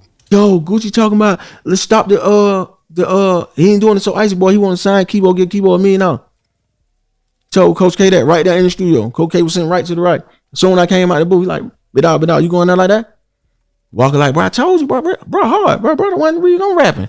Walker used to always say I'm the reason he rapping. You know what I'm saying? Like, they go from that to this. All right, Chet. So have you been paying attention? 3-0, knowing you supposed to have 6 on. You know what I mean? You looking in the shoebox like, oh, that's a hump. But you supposed to have some meat. I don't know what kind of mental space Shaita was in. You know what I'm saying? Like, but me personally, like, you know what I mean? I just thankful I had people to come in on my part because I was in that same mind frame or even worse. You know what I'm saying? He said he was about to ready to pull a Pooh Shiesty, but worse. So what you think that mean? Yeah, on my part, because I was in that same mind frame or even worse. You know what I'm saying? So, allegedly, Pooh Shiesty, they set up a business meeting, right? Yeah. And which turned to kidnapping, armed robbery. Allegedly. Allegedly, yeah. Gotta say allegedly. Yeah. We'll edit that shit. So allegedly, Pooh Shiesty set up a bidding meeting with Gucci. He basically talking about how Gucci. If they gonna put it like that, when the police called, you told them. Think if it's not in the streets, is trying to say what a snitch is. But they ain't in the streets. Listen, and sometimes, like to me, if they gonna put it like that, when the police called, you told then. Think about that. If the soon you dial 911, you done told. So, now, if they want to be technical, but to me, a snitch is a nigga that done brought down the whole organization. They saying, oh, you keeping a nigga from their family. You keep on tell your folks what's up. But you know how moms is. So now I get it, mama. Oh, they husband gonna go against that wife? You think I expect Waka to go against his mama? No. I didn't know that at the time though. I wasn't thinking that at the time. Like, hey, bro, you don't tell your folks what's up. But you know how moms is. So now I get it. You can't expect, you know what I'm saying? So with Gucci's situation and him being called a rat, like, bro, if my wife told. But once the police done got called, that's what they call incident reports. Bro, if a motherfucker breaking your house, God forbid. Not even you, I'm just putting it on the invisible, man. We don't put no jinx on nobody. Motherfucker breaking so-and-so, steal so-and-so car. He got to call the police to make a report. Is he a snitch? Oh, they gonna say that's different. Purposes. Yeah, insurance purpose. You gonna get that money on. You gonna get it back. They got it on camera. We need to see the camera footage. Shit, I gotta reimburse. I gotta get reimbursed for this car. Right. I gotta get reimbursed for the shit they took out of my house. So, like back to what you saying. Right. If you not bringing out no organization, you ain't telling no nigga that I mean killed my partner. Turn, cause it's crazy. It was an unexpected night. You know what I'm saying? Me and the bros on the way to the studio. And this is why I'm so locked in with the music. Cause when he walked in my studio, when he walked into the crib, he like, shit, bro. If a nigga don't make it in the music, he gonna be dead soon. That's what he said. An hour later, he was dead. An hour later, he was dead. And it was like, mentally, you don't know what niggas be going through, right? Whatever he was going through, it was on him. Like, he was like, bro, I'm fucked up. I am. I'm like, bro, we straight, bro. Just locked in with a billionaire. Boy, I got Nelly on, I got JD on, they folk bagging me. At this time, we over there at Shakespeare Studio. You know what I'm saying? Like, you know what I mean? I got Park bit balled them behind me. Like, you know what I mean? Like, it's Bow Wow, everybody fucking with me. I'm like, bro, we straight. We gonna be good, bro. You know, score, I got you. Oh, boy, I ain't got nothing on me. He had nothing on. I give him a little something. Here, boy, I got nothing on. You know what I mean? Young niggas outside, they done pulled them a lick. Crawled away, I don't know. You know what I mean? We walk out the door. They out there. Bro. Boy, look, we just caught this. They got shit all in their hand. Ooh, you know what I mean? I can't get into too much detail. Well, they already at the trial and all that shit already went. Oh, it's over. You know what I mean? But anyway, you know, just like I said, miscommunication. I don't know what they done did. They, you know what I'm saying? But the nigga they robbed, he ended up being a brother or a friend or something of a squad nigga. Wow. So like I say, all for one for all. You know what I'm saying? Red felt some kind of way. And by Red confronting them. Now, let me tell you, the nigga that shot me with my neighbor. That's what niggas don't know. They stayed upstairs with my neighbor. Had good, big respect for a nigga. Big brother, them your folk? Yeah, man. Get his shit back. He gave some of it back. But Red didn't want to go for that. You know what I'm saying? Hey, man, y'all ain't got to come up off all that. You know, y'all niggas having friction and ego, and one thing led to another, and all I know is shots go off. You know what I'm saying? To this day, I'm telling them, folks, I ain't seen nobody shoot me. You know what I'm saying? Niggas saying I jumped in front of the gun, trying to save the red light. You know what I'm saying? I remember doing that, but I still don't know what you know what I'm saying? Then like I tell them, folks, I don't know who, you know what I mean? But the nigga just said the person that shot me is my neighbor. And then he said, never mind. Back to just when a nigga turn themselves in and say they did it, where that put you at? You see what I'm saying? Where that put you at? Cause you know, nigga try to say I told on body. How? If you go, so that's what been going on. Keebo Gotti got snitch allegations. Go turn yourself in. Right. Yeah, he turned. Even though if the way he's telling the story is correct, then he's not a rat, but turn yourself in for the shit. Yeah, I mean, my mama ain't gonna convince me to go down there. I don't care if fear for my life or not. Mama, listen, I got you. Don't worry. Ain't nobody finna come to your house. Don't worry about that. I ain't turning myself in. You know they call me the gingerbread man, right? Y'all ain't know that. Catch me if you can. That's what they got. That's what they got. That's what Gucci them got that shit from. The gingerbread man. Yeah, that's me. I'm the real gingerbread man. Everybody in the hit squad know that's my secret identity. Now the world know. The gingerbread man.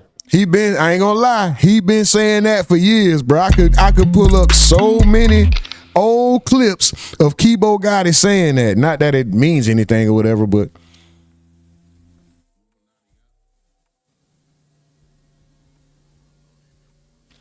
dog, oh my God, that's funny.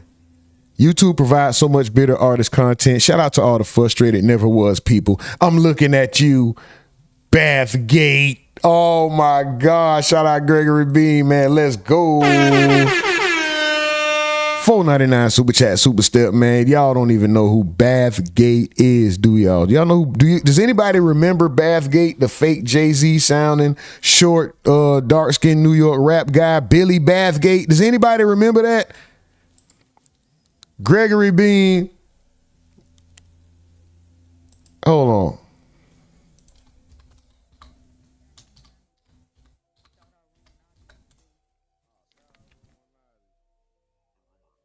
Bathgate, the rapper.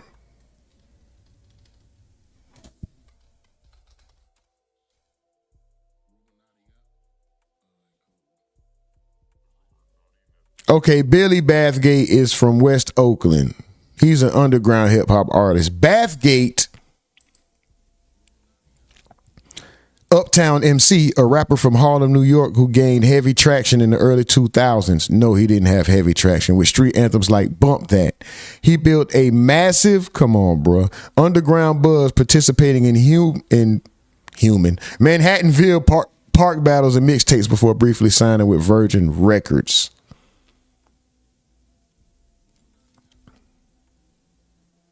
Let's see if I can find a. There you go with the big ass hat. That's him.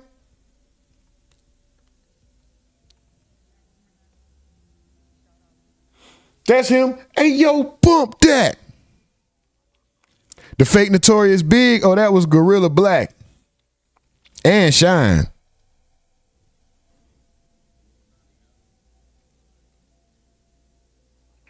Let's see what Waka Flocka had to say, guys. Hold on.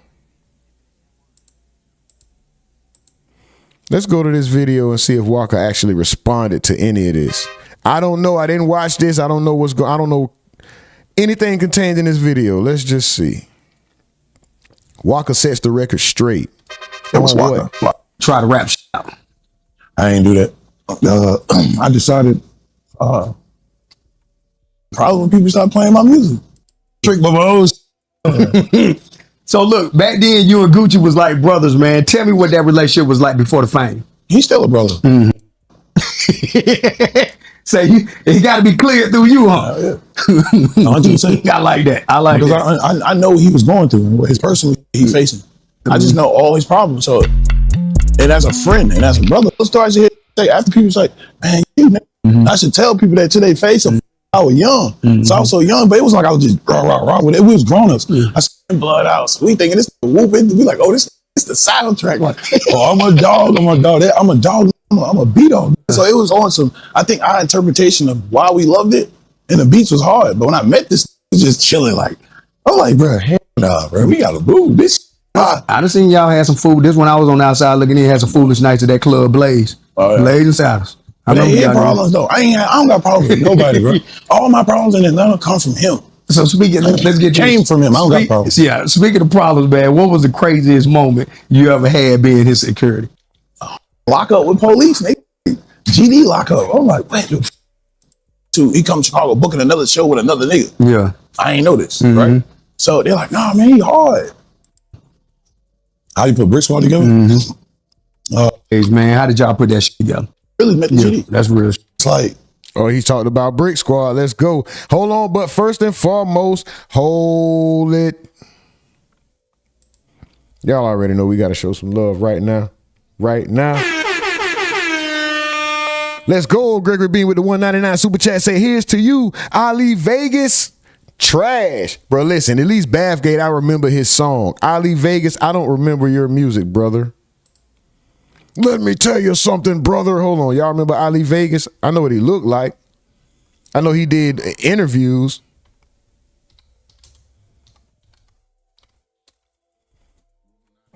Y'all remember this guy? What song did he have? You know what? You know who I remember more than Ali Vegas though? Because I don't remember this. I don't remember a song. I don't remember anything from this guy. But you know what I do remember? Or you know who I do remember? Mike Geronimo. Any of y'all remember Mike Geronimo? Anybody listen to Mike Geronimo? Anybody remember Mike Geronimo? They just built some. Facts X said, I thought the street guys listened to Keebo. Why ain't they give dude all this stuff back? Come on, bro. And then Keebo said, I don't know who shot me, but you on this interview and saying, my neighbor the one, well, I know what he's saying. Back then at that time, he didn't have no words. He didn't say who. Anyway. That was with the GDs too. That's how I really met the GDs. That's real shit. Did you let the GDs in the door though? That's what we want to know. Man, take us back to the Brick Squad days, man. How did y'all put that shit together? How you put Brick Squad together? So Icy. I think it's So Icy Entertainment. Okay. I think So Icy Entertainment come from Gucci, Juice, Woo, Frenchie, and everybody from East Atlanta, from the Mojos to the T-Woods to the Courtney C's. That shit's still on me. It's So Icy. For me, my love will always be So Icy. I think Brick Squad come from the fame of So Icy and the independency of Gucci. Want to just start a label. I would 100%. So he started this. I couldn't tell you. Oh, nigga, I can tell you who was down with it. Who was all down with it? Oh yeah, it was just me, Woo, Gucci, Frenchie, and Juice. Yeah. Okay. Then we added like a Nicki, a French Montana's, and things of that nature. Okay. So take us back to making on. Hell, he left Keebo completely out of it. Never mentioned him. Never mentioned Hit Squad being the original Brick Squad first. I don't know that he needs to, but I can't lie. With Keebo having so much enthusiasm and saying this same rhetoric for 15 years, I feel like he's telling the truth, bro. And Waka just avoided that whole from the Mojos to the T-Woods, fame come from. You even naming Mojo, old people that Gucci ain't, man. Never mind. You could have, bro. I'ma say Waka cap. I'ma say, in my opinion, Keebo Gotti is right as far as the formation of Brick Squad. I'm not saying he's right about how his career should have been handled, who should have did what for him or anything like that. No, that's not what I'm saying. I'm not saying, all you got to do is sit back and complain and then let the world come back and tell you, you're right. No, that's not what I'm saying, bro. I'm just saying when it comes to this, the creation of Brick Squad and Brick Squad only, it originated from Hit Squad. The way Waka answered that, I'm gonna say Keebo telling the truth. So Icy. I think it's So Icy Entertainment. Okay. I think So Icy Entertainment come from Gucci, Juice, Woo, Frenchie, and everybody from East Atlanta, from the Mojos to the T-Woods to the Courtney C's. That shit's still on me. It's So Icy. For me, my love will always be So Icy. I think Brick Squad come from the fame of So Icy and the independency of Gucci. Want to just start a label. I would 100%. So he started this. I couldn't tell you. Oh, nigga, I can tell you who was down with it. Who was all down with it? Oh yeah, it was just me, Woo, Gucci, Frenchie, and Juice. Yeah. Okay. Then we added like a Nicki, a French Montana's, and things of that nature. Okay. So take us back to making on Let's Do It. Yeah. It's 2009, man. What inspired the song, and how did it come about? I just want to get out the hood, bro. My mama could be proud of her son for doing it. That's really what it was. Listen, it's you. Take me back. Listen to the song. He said, "No, nigga, that me." With another smash, man. Hard in the paint, man. Take us through that and how that was an anthem. Yeah, because I was like, niggas be hating on LeBron. I said, nigga, I'm LeBron. Like, I felt like LeBron. Like, I'm number one. So it's obvious. You get me? It's obvious I had something to do with that. But Crunk, yeah. Okay. What I did was, I don't even know, bro. Can't say to be the guy that bring the streets to the party and the way. Oh man, about to tear the car up, man. But they go bullshit. Which producer really put together your sound back then, man? And you get projects. Southside. They call it 808 Mafia. 808 Mafia. I already was going there already. If you listen to the last song on that album, that's my little brother. And when we got to get you OG now, you OG status. Look, so speaking of homies, right? We got to get to your partner, man, Slim Duncan. He was like a brother to you, right? That's my little brother. And when you lost him, it took a massive piece of you, I'm sure. And he was a big part of Brick Squad, man. Tell me what it was like losing him and what that impact was. I lost a love for music. It was over. I never loved music ever again in my life. I don't think I never will love music no more. It just took my brother. Like I did the music to get out of this spot I'm in now. Like I never seen my career going this far. Like everything was set up. If you see it, like respectfully, I say this because like me and Gooch was just always at like button heads. Like I just feel like I always feel like Gooch was his worst enemy because he grew past. He was big already. Like Gooch was where he at today. Then when he dropped Lemonade, and I feel like all right, I seen this. All right, I got to pick up what Gooch left off the little screech. And then goddamn, when I took that off and Hard in the Paint, I was like, all right, Dunk, man, you got this shit. In my mind, I was thinking like, you see who Slim and Baby at? Yeah. I was like, me and Gucci and Dunk Lil Wayne. Yeah. So that was my mind. Then I had Chaz with me. Chaz, my right hand man. Me, Dunk, and Chaz was the start of really Brick Squad. We was Brick Squad in the street. Like me and my two little brothers, my best friend. So when Dunk died though, it's just like, bro, y'all let my nigga die, bro. In front of y'all. They erasing the history, bro. Yeah, so and I'm out there. I'm just like, I don't know, bro. I was just young, like AJ. It was too much. Yeah. Bro. I can imagine. I still ain't over this shit. No. No cap. So look, man, you survived being shot in an attempted robbery in Atlanta, man, back in 2010. That was a robbery. Then he fires your mom. Let's talk about No Hands with Roscoe Dash, man.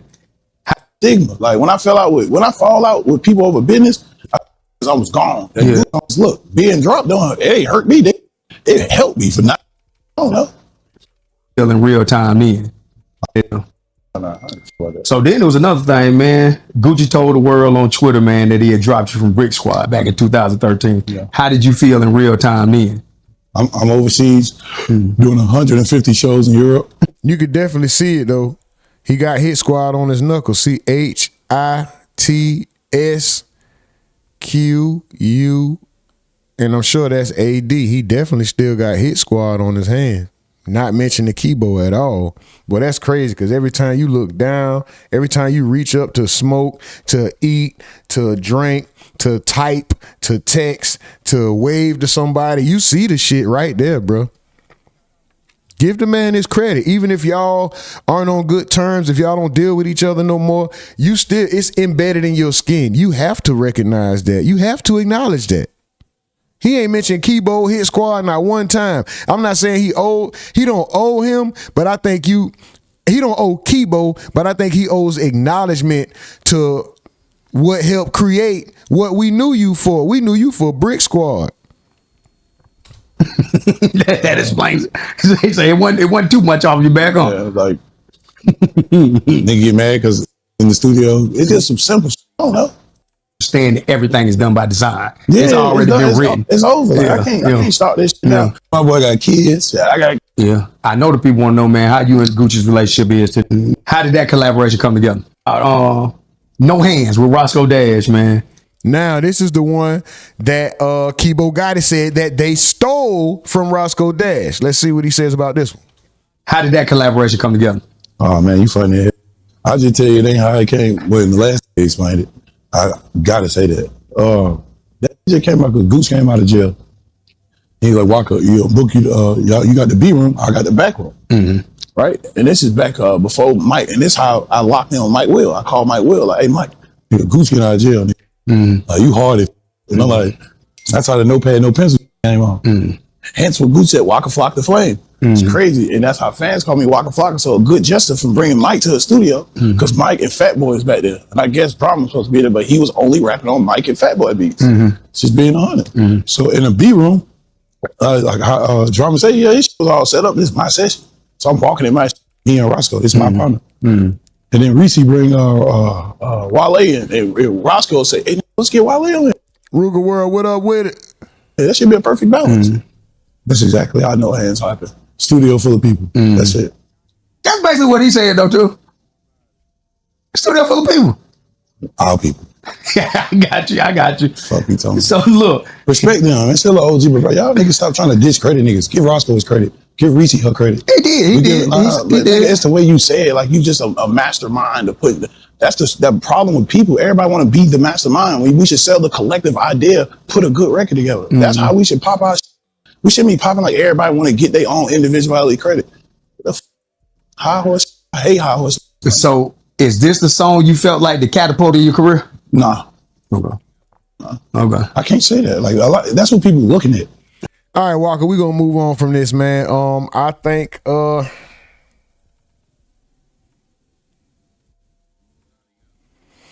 unfinished business, unsettled grievances, uncut gems.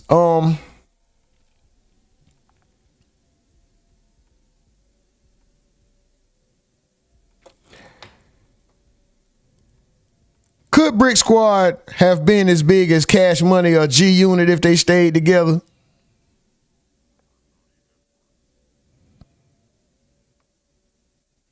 Did Waka Flocka owe Brick Squad more loyalty?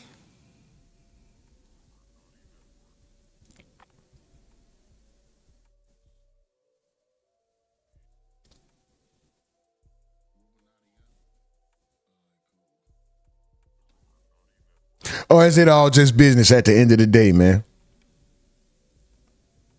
Or is it all just business at the end of the day?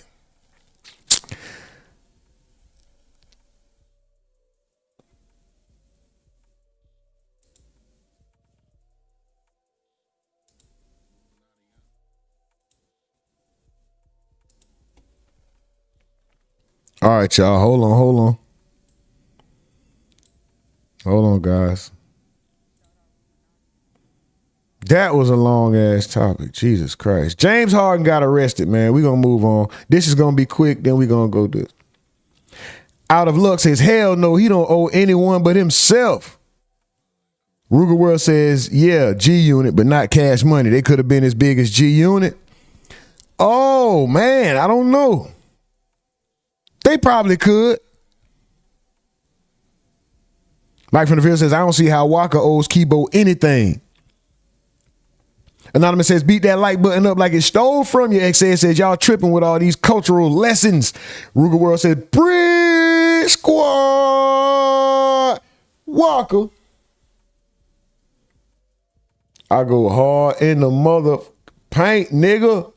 Nurse Lady T say, man, what is up with y'all? Salute to the United Nations.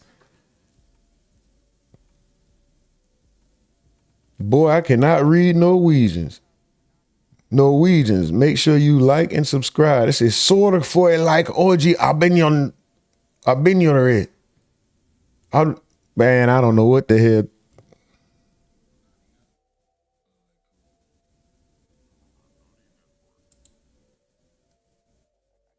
I don't know what the hell going on. You know what? I'm glad that this took a long time because them hundreds of people that was in here, it was going to be the topics we got left, y'all already know where they was going, right? Y'all already know where they was going. I'm glad we took a long time on this topic, brother. Go ahead and get them up out of here. Yeah, drop them green hearts in the chat. I like that.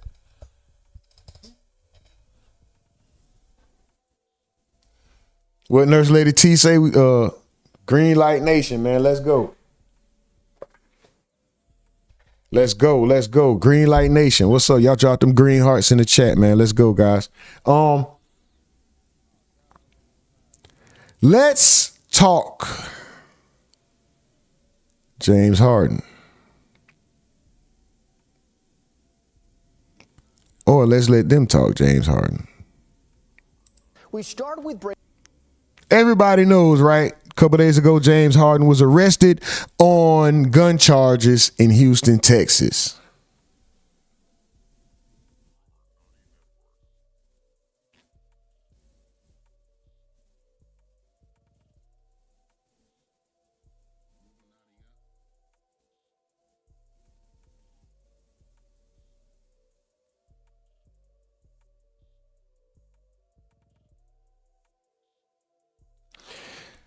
All right.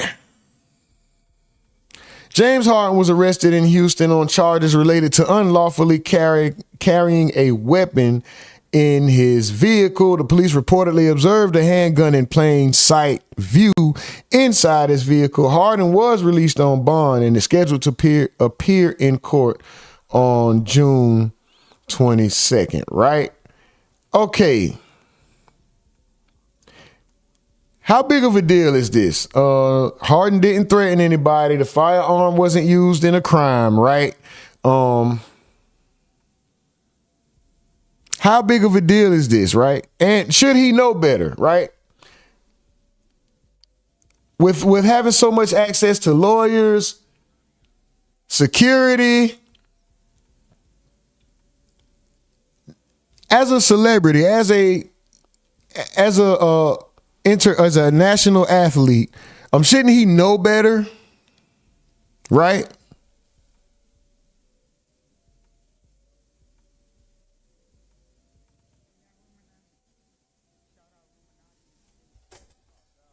Let's go. Breaking news from the Cavaliers tonight. Star guard James Harden arrested after an early incident this morning in Texas. We're going to get right over to Chris Wrinkle with more information now. Chris, not good news for a guy who's looking for a new deal. What do we know at this time? Yeah, this is not the James Harden news we thought we were going to get, and certainly not the start to the offseason the Cavaliers envisioned with the all-star point guard. But here we are. This morning, James Harden arrested in Houston for misdemeanor unlawful carrying of a weapon, according to Harris County court documents. He was taken into custody around 3:41 this morning, released on bond around 7 o'clock. This all stems from when a handgun, unholstered, was observed on a car seat, the passenger seat of a car that James Harden owns. It was unregistered. Now, Harden will be arraigned on June 22nd. A statement from the Cavaliers to us saying, quote, the Cleveland Cavaliers are aware of the arrest of James Harden this morning and are in the process of gathering additional information. We are in contact with James and his representation and will continue to monitor developments as they become available. At this time, we have no further comment. Now, according to the NBA CBA, they do allow players to have firearms as long as they are registered, they have the proper documents, and the team is notified of this. Of course, Harden not having a registered handgun certainly opens himself up to some sort of NBA punishment. This all, as you said, with Harden trying to get a new deal. He does have a player option for next year, but kind of you think that the Cavs are going to give him a little more guaranteed money. They have to decide if Harden's going to take that player option or decline it and renegotiate by the end of June. Peter. Not a great headline, but Chris, I think you mentioned it. Worth noting, this is a misdemeanor charge, and Harden has a relatively clean background. So plenty to unpack. We'll see you in just a few minutes in sports. Thank you.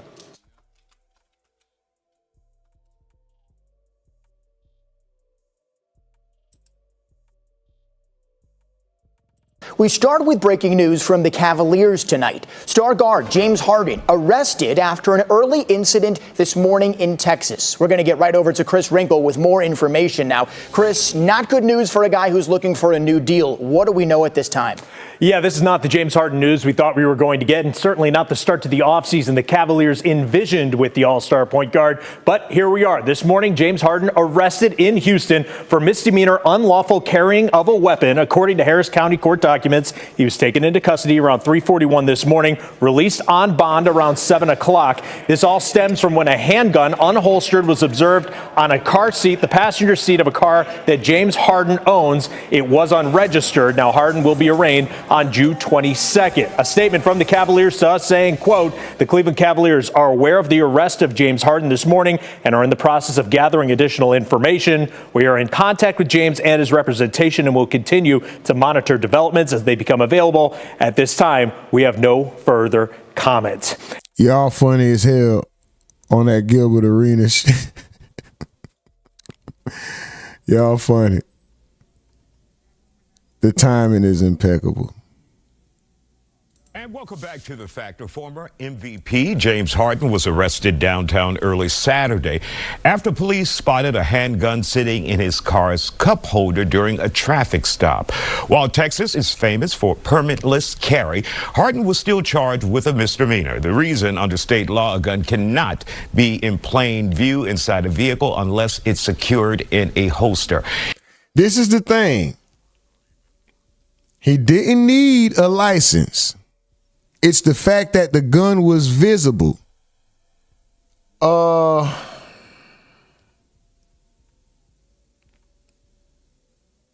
Is James Harden too comfortable? Is it the money or is it the fact that he spent what? Almost a decade in Houston? And he's just, was he being shown favoritism at the time where now he felt comfortable and thought this was okay? Now he's back riding around Houston and he no longer plays for them and he's getting treated different. What brought this about? I just wonder. It is a legal nuance that trips up many gun owners. Joining us to talk about it, attorney Emily Mitchell, Darius Sanders of Sanders Tactical Performance, and Constable James Smokey Phillips of Precinct 7. Constable, let's start with you. Your thoughts about this arrest, and did he break the law? The law is implicit in what it says, that you have to have the gun in a holster. So he broke the law.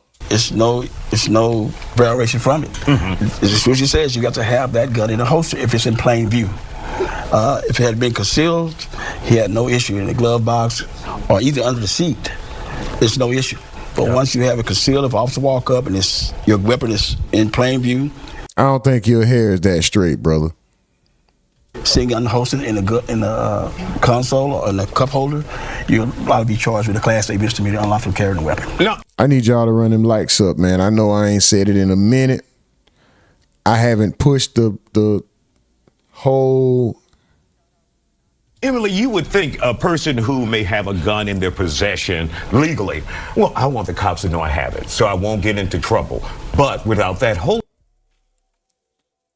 I haven't pushed one issue today. I haven't even mentioned the Cash App, $, the RUMORNATI NETWORk. I haven't mentioned the PayPal. I haven't even mentioned hit the like. I didn't say hit the like, run the likes up. I just sat back and watched. Boy, I swear, bro, when I fuck around and go to TikTok, shout out to y'all with them boring ass morning and afternoon shows and shit that y'all watch. I see everybody going live and trying to do more. That shit is boring. Holster there lies. Shout out to y'all though. That's what y'all gonna be left with on YouTube. I swear. And I keep using this as an example. A motherfucker will fill a boot up with four different types of Fanta soda and drink from a fucking boot. And y'all will super chat him thousands of dollars, give him thousands of likes and millions of views. And he's doing the same thing over and over. New news every day, new topics, different perspectives, allowing people to be objective with their opinions in the chat, all kind of, and it's like, bro, 37 likes. We done been here almost 2 hours. All right. You might not miss me when I'm gone, but shit, you gonna miss it when I dip. I'm talking about the show. You might not miss me when I'm gone, but you gonna miss it when I dip. I promise you that. The problem. Exactly. Y'all be playing too much, bro.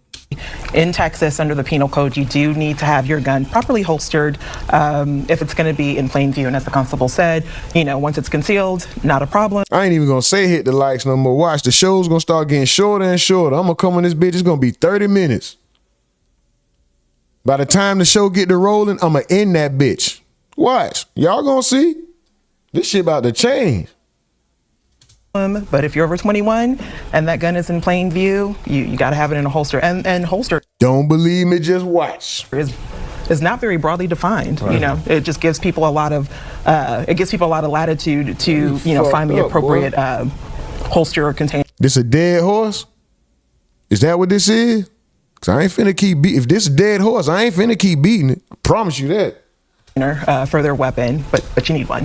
Yeah. Do you think this individual, this person, high profile, James Harden, being James Harden, led to that arrest? Do you think other people would get like a warning or what? Play too much. I have had situations, I've had clients before where they were let go with a warning. This was an interesting arrest for me because there's nothing that indicates that he was drunk or he was violating the law. Y'all give a motherfucker $1 million, 1 million views, 1 million likes who keep doing one move every day.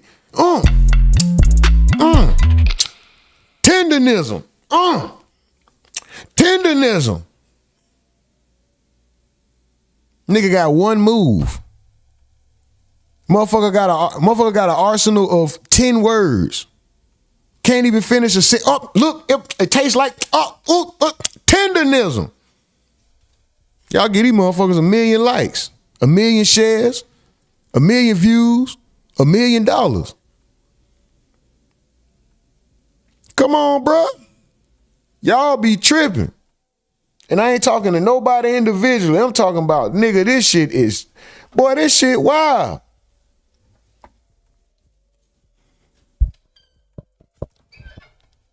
I think TikTok show more appreciation, boy. I don't know.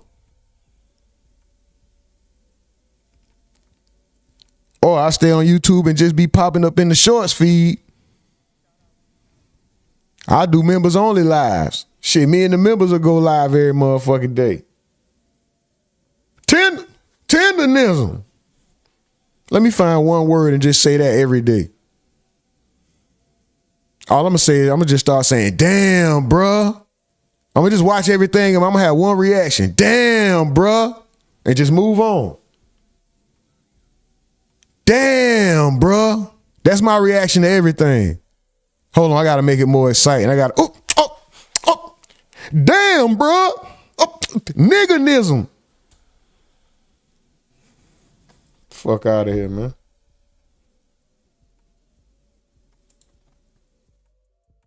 Shout out to Gregory Bean. Let's go for that $4.99 super chat. That boy called a bluff and they said, man, when is the last show date? I don't know. Shit, I don't know. Could be today. No, I'm just bullshitting, man.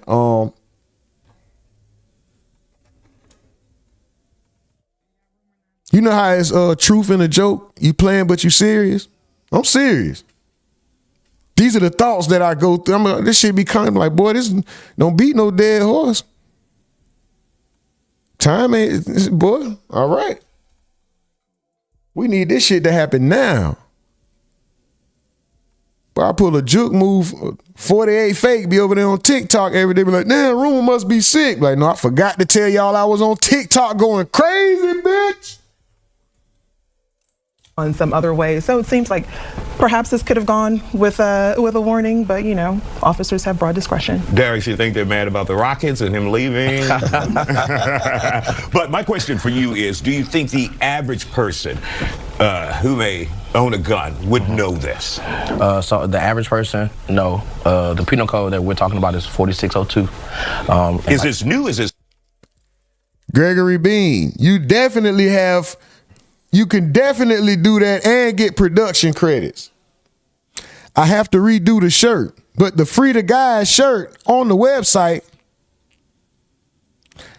it says Free the Guys on the front. Oh, this is another thing. If anybody comes up, hold on, let me do this. Why? Because I can, goddammit. I got time. The screen about to change. The screen is changing. Give me 1 second. 1 second. Screen is white for a second. It's white screen for a second. We about to get it right. Hold on, guys. I'm doing something. Hold on, please.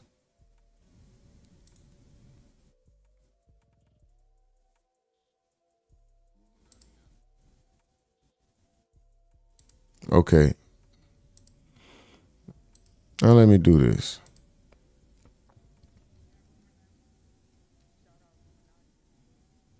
This man don't even know I did this. I didn't even ask his permission. And I think I'm gonna take this shirt down and go back and redo it. Can you guys see the Keep the Guys shirt on the screen?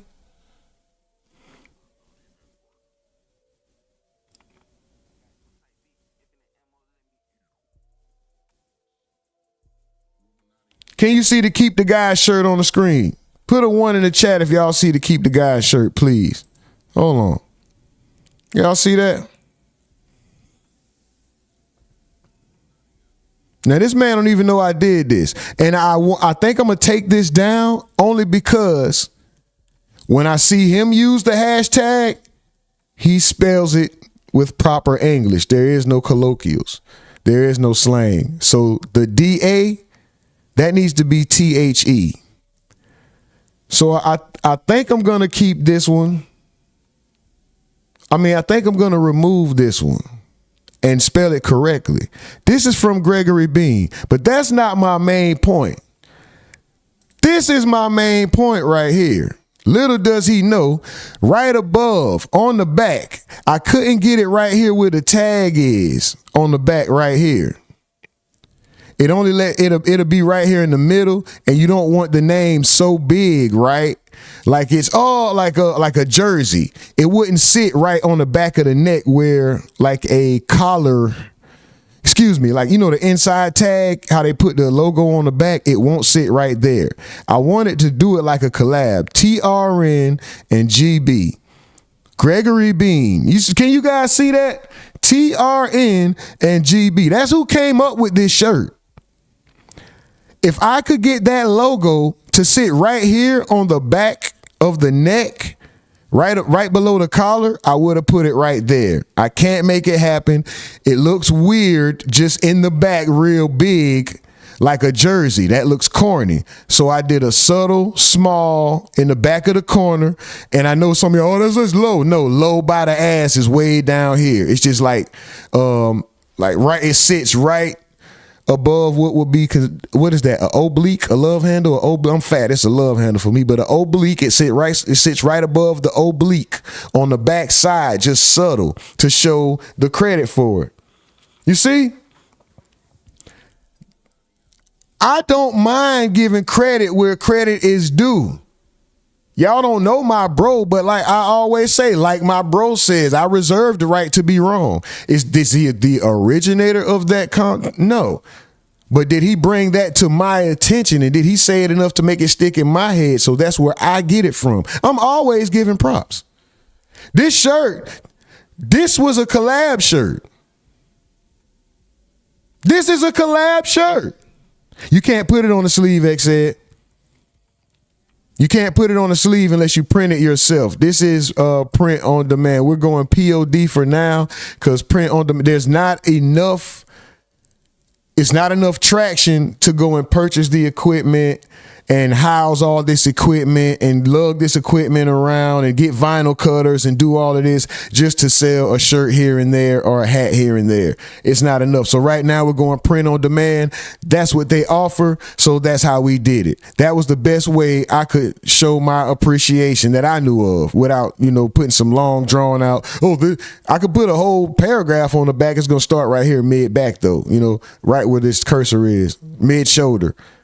This shirt was created by a chat member, Gregory Bean, and it was to commemorate the. I felt like, is this the best idea? I don't know. But this is just to show you guys. Yeah, man, I don't mind giving credit at all. I appreciate all the ideas, everything, bro. But let's get back to this James Harden shit real quick. And when we speaking of James Harden, do we keep the guys? This is what I'm saying. I think if it's like, bro, you doing too much. You could just be drinking out of a boot and getting 1 million views. Like, you're doing too much. People don't care about that, bro. People don't care that you give credit and, putting in this different types of work and finding these topics every day and finding talking points and making something relevant that might not be relevant and bringing stuff to people. Don't care about that. They want to see you drink out of a fucking boot and say tendonism. You're wasting your fucking time doing this. Yeah, it feel like that sometimes. It feel like a waste of fucking time. But we'll save that for Rumonati members only content. We can get more in depth with other types of things. Right now, let's keep it peaceful, fun. Hi guys, this is great. Everything's perfect. Let's keep going. I might not eat tonight. It's old what? It's old. It's old. People. Oh no, I will. Gregory Bean, I appreciate it. I will eat tonight. Thanks, bro. I'm gonna get me a goddamn sandwich. Assume under the constitutional carry, right? I can just do it. I can have it in my car. I was on Instagram the other day and I'm going down and people saying it's an open carry state, but people don't know the technicalities behind the open carry when you're in public. Private at home is different. But when you get in that vehicle, it has to be in the holster if it's in plain view. And for any of you, the reason for the holster, is that a safety reason? Tell us about that. Any of you can chime in. It's more so a safety reason. If you have a child inside the car, and that gun is open in plain view inside a cup holder, a child can easily access that gun. And I think that as I'm an LT instructor as well, we have to do better training to tell our clients or our students, and the state probably tell them, hey, you got to have that gun holster when you're traveling with it. You can't have it in plain view inside your cup holder. And I tell you this, Isaiah, most gun stores don't tell them that when you come buy a gun. Hey, you make sure you buy a holster. If you're going to carry that gun, make sure you grab a holster. Even online sales. I don't know why. I mean, you get more sales if you say that. Listen, beautiful woman, I think you should have wore a longer dress, ma'am. I'm sorry. This ain't the dress for this. I don't know if she knew the setup. This is why, ladies and gentlemen, when you get invited to an occasion, speaking or whatever, I think as a fail-safe, she should have just wore a longer dress. I'm sorry. I don't know where her mind is. I don't know if it was intentions. I don't know what I just wish, as a older woman, obviously, right? I just wish you would have made a better clothing decision and wore a longer dress. There's no reason. If that was my woman, I would be upset about this. There's no reason that much inner thigh and back thigh should be, and then we're right. This is almost what the corn world would call an upskirt. This is like almost an upskirt. And she's trying her damnedest to make it look as classy as possible. This is a outfit folly. Okay, this is a mistake. You shouldn't have worn this. And I'm trying to see if I see a ring on that finger. That's probably why. Why you left the house like that thinking it's okay, and why you left the house like that thinking it's okay. For two reasons. Nobody to tell you, hey, that's not okay. And because you trying to catch somebody else to possibly come in and say, no, I like what I seen. Yeah, that was fire what you had on. Yeah, you turned me on. Cause why the fuck is your whole, if I go like this, she might get wet. Ooh. She gonna feel that. You feel me? Like, why are we looking right up? Come on, man. Present yourself better, man. You can buy a gun online now and ship to a license holder, but they're not telling these people, hey, you got to put that gun in the holster if you're going to carry it in plain view. And of course, Emily, ignorance of the law is no excuse for breaking the law. Sadly, it is not. Thank you. Why didn't you sit like that from the beginning? Who told her? When they cut that camera, I think somebody had to tell her, hey, your goodies, yeah, are on display. She should have been dead. They should have been put that leg down. Even online sales, you can buy a gun online now and ship to a license holder, but they're not telling these people. She looked away. Hold on. When she looked away and shook her head, I wonder if somebody signaled her. I don't see earpieces. A gun. Hey, make sure you buy a holster if you're gonna carry that gun. I know this is not important. This is a side note, sidebar, all of that. We supposed to be talking about James Harden and his arrest, but this shit just took precedent. My bad. Hold on, let me see. Make sure you grab a holster. Even online sales, you can buy a gun online now and ship to a license holder, but they're not telling these people, hey. Or she felt that wind when I went like this. Oh, I'm offended. Well, why you had it out then? You got to put that gun in the holster if you're going to carry it in plain view. And of course, Emily, ignorance of the law is no excuse for breaking the law. Sadly, it is not. Sadly, it is not. You are still bound to obey the law even if you don't know what all the laws are. And now she's sitting, even with her hands crossed over her lap, it's almost like she came to a realization like, oh, the nookie cookie was out. Oh, honey pot everywhere. Bing, bing. So I do encourage people, if you're going to buy a Oochie coochie everything, it's all howdy ho. Who know what that is? Oh my God. If y'all know this, y'all so lame if y'all know this song. I'm lame. I'm the one singing it. I'm the corny one. I'm singing it. Hoochie coochie everything. It's all howdy ho. Who sang that trash? a weapon, get trained on it, and figure out what your responsibilities and liabilities might be with your weapon. And Darius, what's your assessment of this with people? Obviously, you check social media and people just don't know. What will it take? It said Don Cornelius 2.0 wanted her to make the wrong move. He was trying to see something. Take for the public to know the rules. And I dropped my. I'm gonna say he gonna go like this. Tenderness. My glasses are on the ground. I dropped my glasses.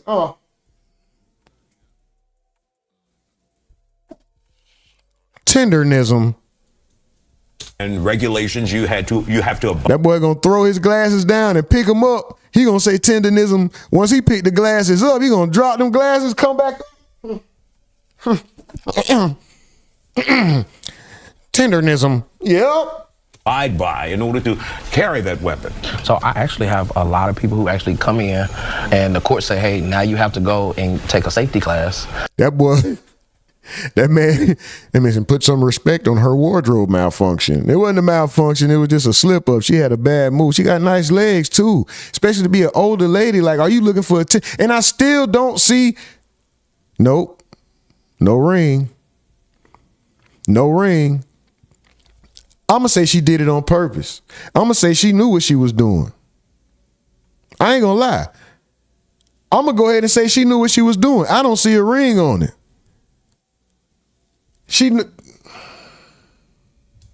Because this is a charge. So the unlawful carry of a weapon, especially having a handgun without the holster, is actually kind of common. And so you have seen, though, James Harden is no special case. You've seen people charged, arrested for that. Sometimes it's just an honest mistake. I tell people, if that police officer is behind you, you haven't pulled over, at the least, get it out the way. Like Smokey said, put it under the seat. You wouldn't even want an officer to come up to the vehicle with the gun showing anyway. Should the NBA even care about this? Should the NBA care about this? This is an off-court incident. It's in the off season. It's a misdemeanor.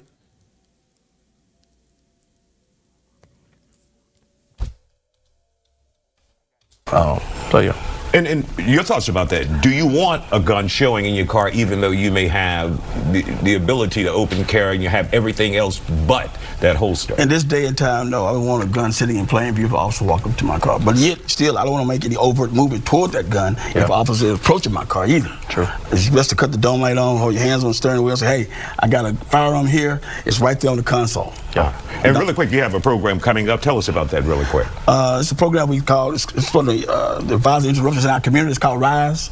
We're going to have come out, people who's been a victim of violence. They can come out and we talk about violence. We'll talk about people who's been murdered. It's just a whole lot of things we're going to talk about in that little small segment we got coming up. And tell us exactly when that is.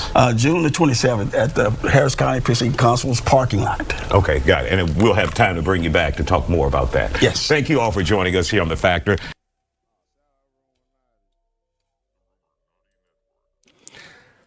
As a public figure, you're pretty much bound to a higher standard, regardless of if you want to accept that responsibility or not. James Harden, do we think that you're a scholar and a brain surgeon or no? But do we think you're a plumb dumb idiot, a crash out, walking around doing this food? I didn't think so.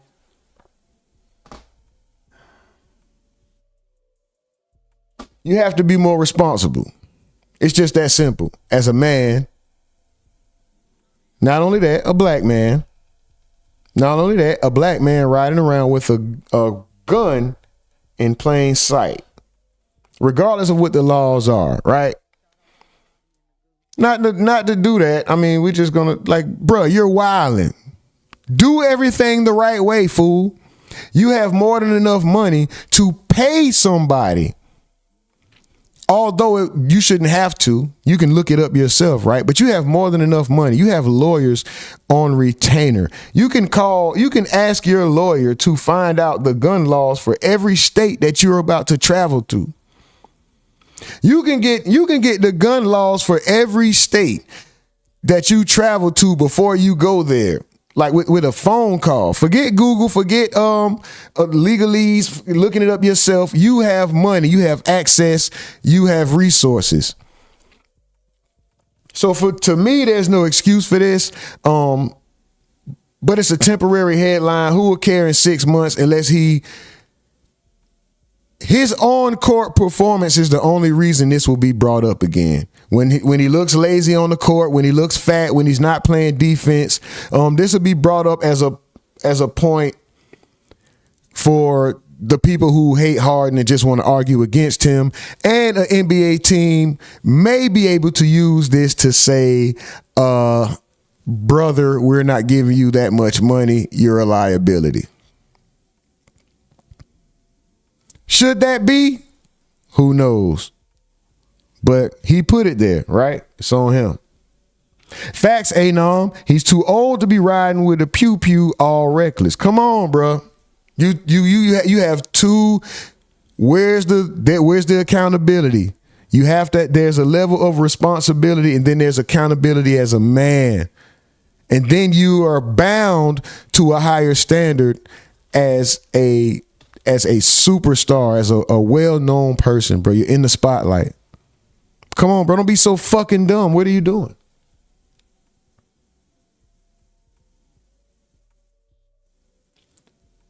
Oh, wait a minute. I didn't peep that part. Xed says no serial numbers. Why they're saying it's a misdemeanor? Oh, no serial number? Mike from the field says, imagine the NBA if they let Gilbert Arenas shit slide. You're right. Xed says they shouldn't. Mel says rise with Tommy the Clown. No, that wasn't that. Mike from the field says if they get relaxed, players may get reckless. Anonymous says only problem is they have no serial number is what I'm understanding. Yeah, he might have messed up. Crazy Crew says, looks like someone signaled her, most likely another woman, and she did it on purpose. Anom says them legs would suffocate a motherfucker. Suffocate me, baby. Hold on. Suffocate me.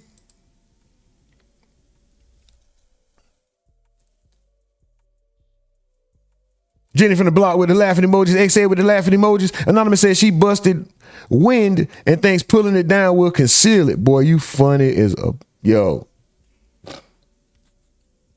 Mike from the field said AC just cut on. That's why she put them legs down. They all funny, bro.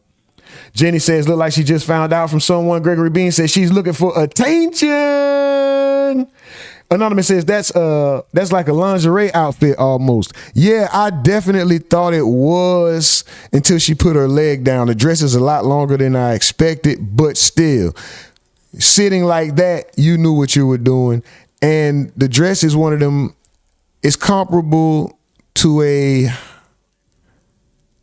sundress, how they hug the body. You know, that material that just hugs and contours and flows the same way your body flows. Yeah. It's like that kind of material, so. In Texas, under the penal code, you do need to have your gun properly holstered if it's going to be in plain view. And as the constable said, you know, once it's concealed. Oh, she got that natural hair. Yes, Lord, is that her hair? Problem, oh, that's her hair coming out her scalp. And that gun is in plain view. You got to have it in a holster. And holster is not very broadly defined, right. You know. It just gives people a lot of latitude to, you know, find the appropriate holster or container for their weapon, but you need one. Yeah. Do you think? Damn it, James Harden. On Saturday morning, guys, we woke up to news that James Harden had been arrested over the weekend. These are some of the details we learned about the arrest. It happened in Houston, Harris County. At 3:41, he was pulled over and arrested for unlawful carrying. He is a registered handgun permit holder, I guess is the right word, but the gun was not holstered in his vehicle, which is what led to the arrest. He was released on a $100 bond. That's not a typo. It was a $100 bond. Yeah. So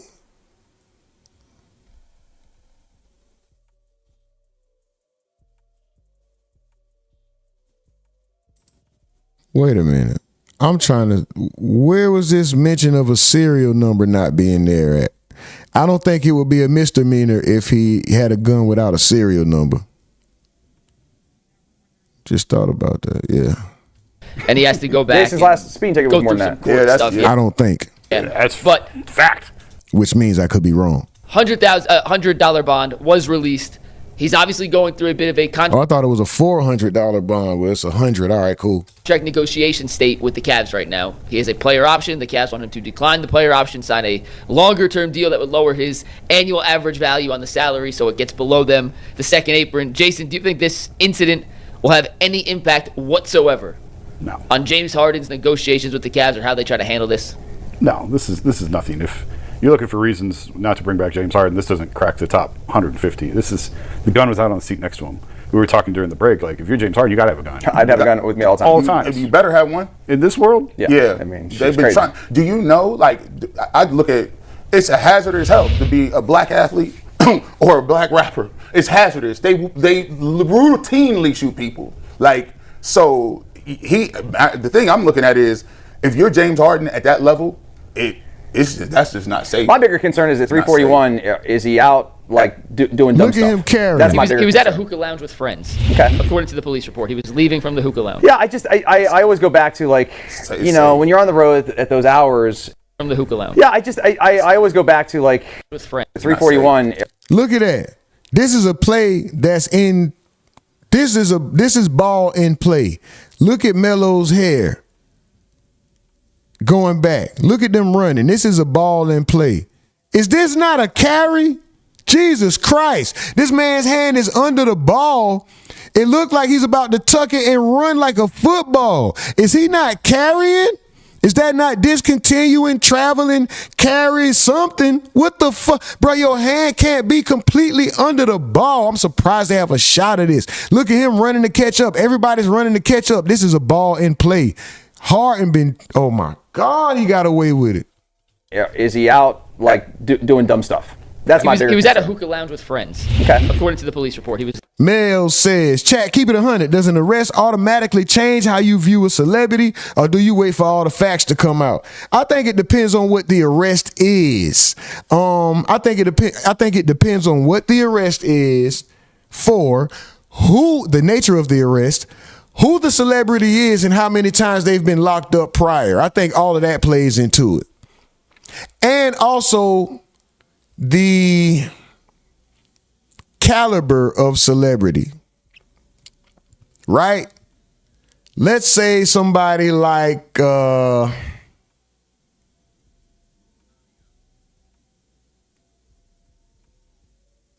Eddie Griffin gets locked up for public intoxication. It doesn't look away.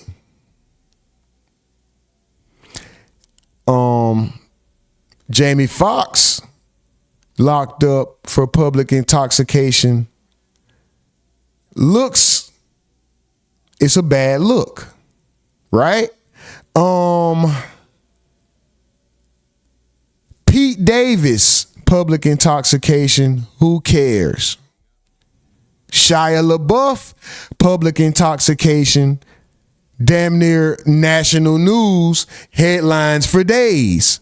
So I think it depends on, there's a few factors that play into whether it's important or not that this celebrity has been arrested. Good question though, Mills. Hell of a question.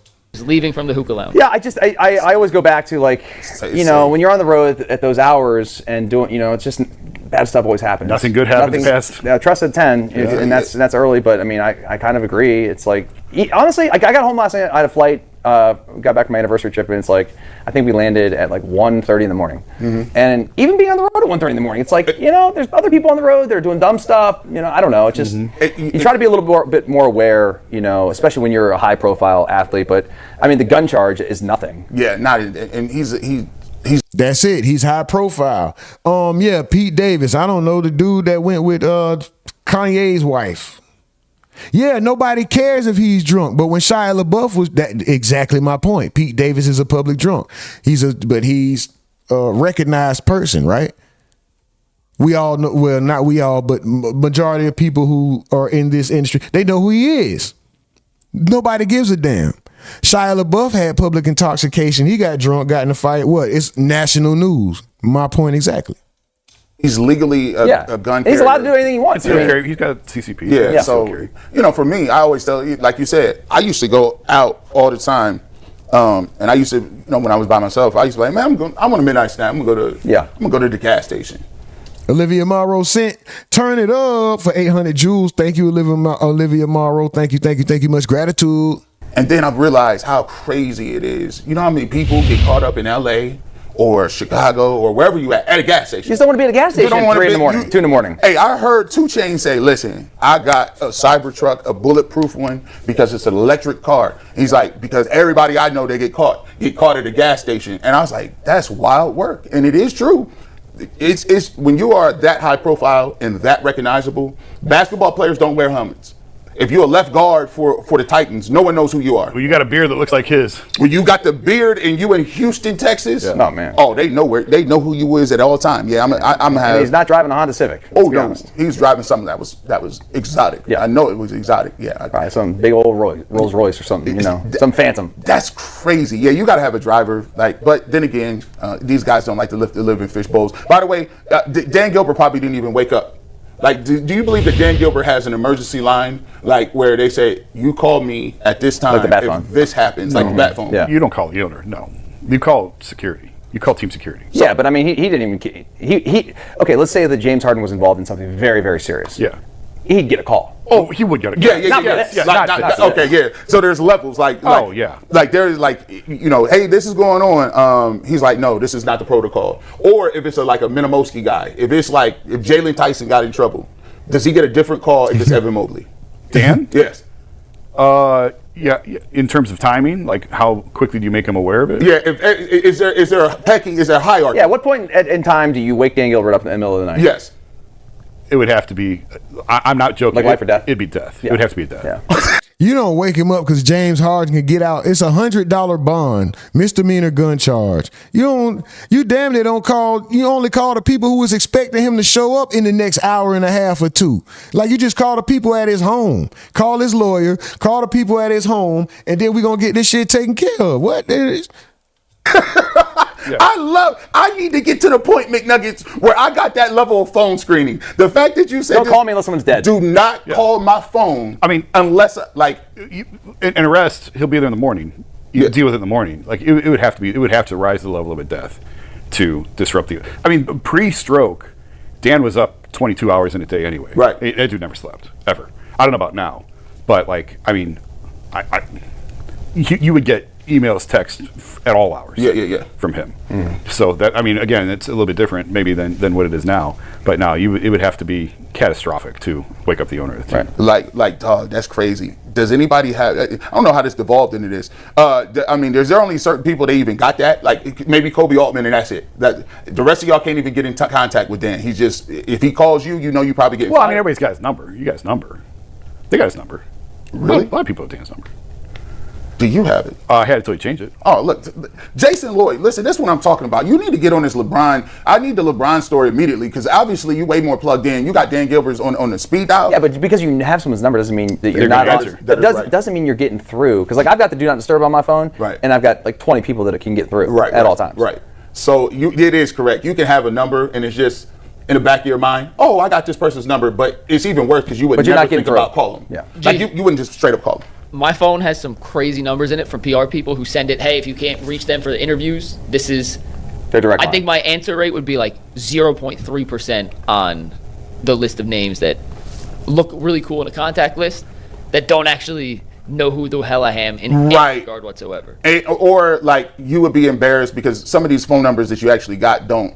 They probably don't ring that same person. They ain't in that same person, and you're going straight to voicemail immediately. Yeah. So it don't really matter. So on James Harden, real quick though, I'm just curious for you guys. This has nothing to do with the arrest. We're all under the assumption he's coming back regardless. This arrest has nothing to do with the future negotiations he has with Cleveland. I fully expect him to sign a multi-year deal, whether it's 2 or 3 years, I don't know, but it'll be a multi-year deal. He'll decline his player option and sign at a lower annual average so that the Cavs can get under the second apron.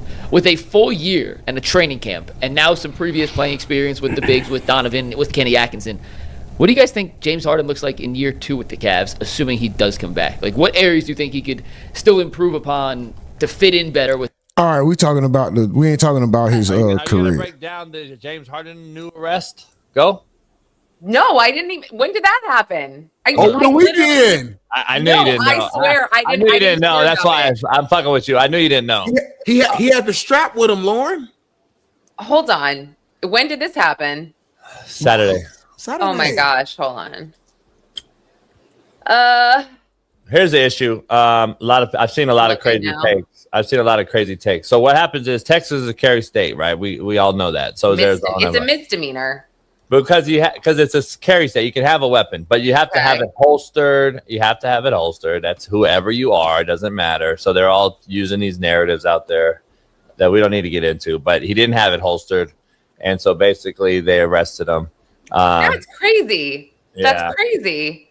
Yeah, You know why they arrested him? They like, oh, it's James Harden. I arrested a Hall of Famer. They wanted. Smitty's actually right, Lauren. Smitty's right because I got pulled over. Go ahead. Pulled over? Like, tell me. No, Smitty's right because I got pulled over in Havasu because they knew who I was because I'm so famous. Yeah. And they pulled me right over. Smitty's honest.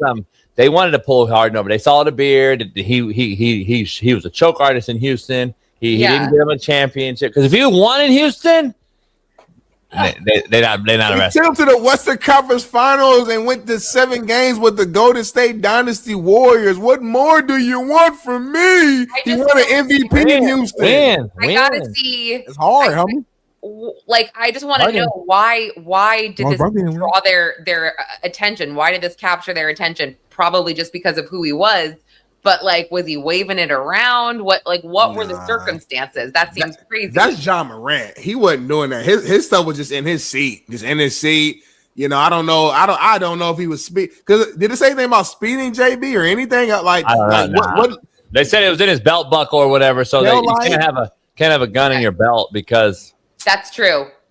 You will get. Actually, I will say there was a city councilwoman in New York she was at a rally. She had a gun on her hip and she was arrested because, a lot of people are. I know a lot of people that have been arrested in Arizona and Texas. So you have to have it holstered. So that's just the law. We know. I don't understand. Us like, what's the point of having me a gun, right? If they got to be all put up and put in the trunk, it defeats the purpose. Like the reason why I got a gun while I'm in the car is if some shit hits the fan, which hopefully it doesn't. I need quick access to be able to protect myself. Well, it's me. Which hopefully put in the trunk. It defeats the purpose. Like the reason why I got to protect myself. Well, it's me. You sound ignorant as shit. So basically, if everybody did that, what the fuck? I asked the question. Lord, you see that shit? No, I feel like you can't. I mean, I wouldn't want it shoved in the bottom of my bag if I need it. You know, I was just asking the question. This motherfucker hold on. You sound ignorant. I wasn't even being smart or nothing, Lord. I was trying to be nice. I wasn't even trying to be mean. Damn, fuck. Well, the show's been too nice, so I'm gonna start. Fuck you then. Yeah, there we go. Oh my God, you're aggressive today. Yeah. Well, now we've agreed so much. We've agreed a little too much today. So I'm just trying to spark it up and change the shit up. Here's the thing: if everybody thought like that, Lauren, we'd have fucking wars out on the street. If everybody didn't have the rule to have it holstered, then guess what? Fuck. Stop saying stuff. That's all you said? That was a weak ass take. Hold on. To do all that was a weak ass, soft ass, shitty ass take. So Smitty wants to have the gun ready like this, Lauren. Let Lauren talk. Damn, she's a lady. No, I was gonna say, so conceal and carry in New York. I mean, I don't know in Texas it's open carry, it's a little different, but to get a license here, I think it's like you need Fuck you, Coach JB. That shit was funny, bro. something like 18 hours of training or something like that. So there's not a lot of people that are willing to kind of go through that. It's a long time. Lord, it's a long process. I'm from Indiana. You can walk in there with a damn paper ID at 17 years old and leave with a fucking gun. Yeah, that's crazy. I'm in Indiana. We walk in, get a gun, and leave. Like it ain't nothing. You don't need no permit, none of that shit. Go get a gun. Show me your ID, get a gun, and leave. So that's where I'm from. I'm not from all these little, Yeah, you gotta have a concealed permit, Lauren. You gotta have a permit though. Come on now. Shit, no, you go to Indiana, show your ID and leave. Dead ass serious. I get it, but you gotta have a permit. You gotta pass. Like in California, you check to make sure he wasn't on a no-fly list, and he walked out with an AR-15 or something. Yes, I'm trying to tell JB that I got homies from Cali who would go. Well, I ain't trying to. Just know this: it's way easier to get a gun in Indiana than it is out here. I'm gonna leave it at that. Yeah, yeah. I'm from the trenches, Lauren. I grew up in a really tough area, and From the nice part of Indiana, Lauren. people hear Indiana and they think, "Oh, it's Indiana. It's soft. It's racist." That's a part of it. Indiana every place has a hood, Lauren, and I'm not bragging about it at all. It's a bad thing, but I'm just saying that's the environment I grew up in, where even the people who you don't expect to have a gun, they got a gun. The people who are nerds, everybody in Indiana got a gun. Where in Cali, that ain't necessarily the case. It's a long process to get it. So it's safer out here, which is why I moved out here. But anyway, Well, it is kind of jarring. I covered a case in Oklahoma last year, and I had to fly there, and it. All right. You guys,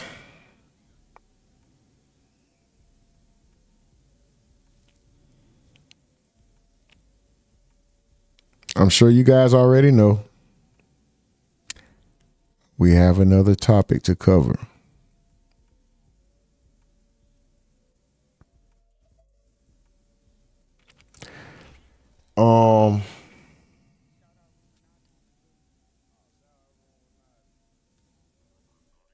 I was going to hit him with the switcheroo, but I think I set it up incorrectly.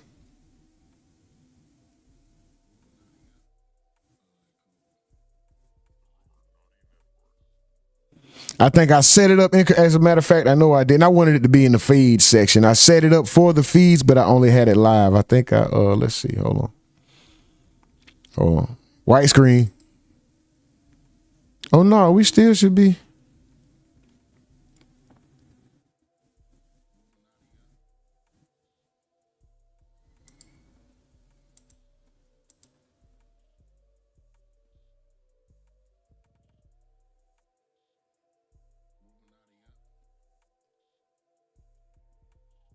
Damn, can y'all hear that airplane?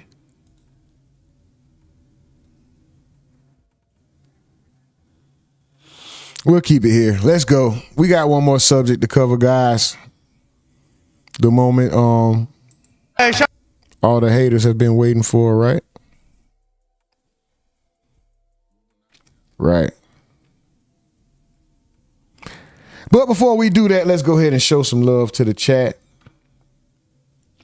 It might get a little ugly these last few, right? We're already prepared for that. We're strong, steadfast, dignified, and stoic.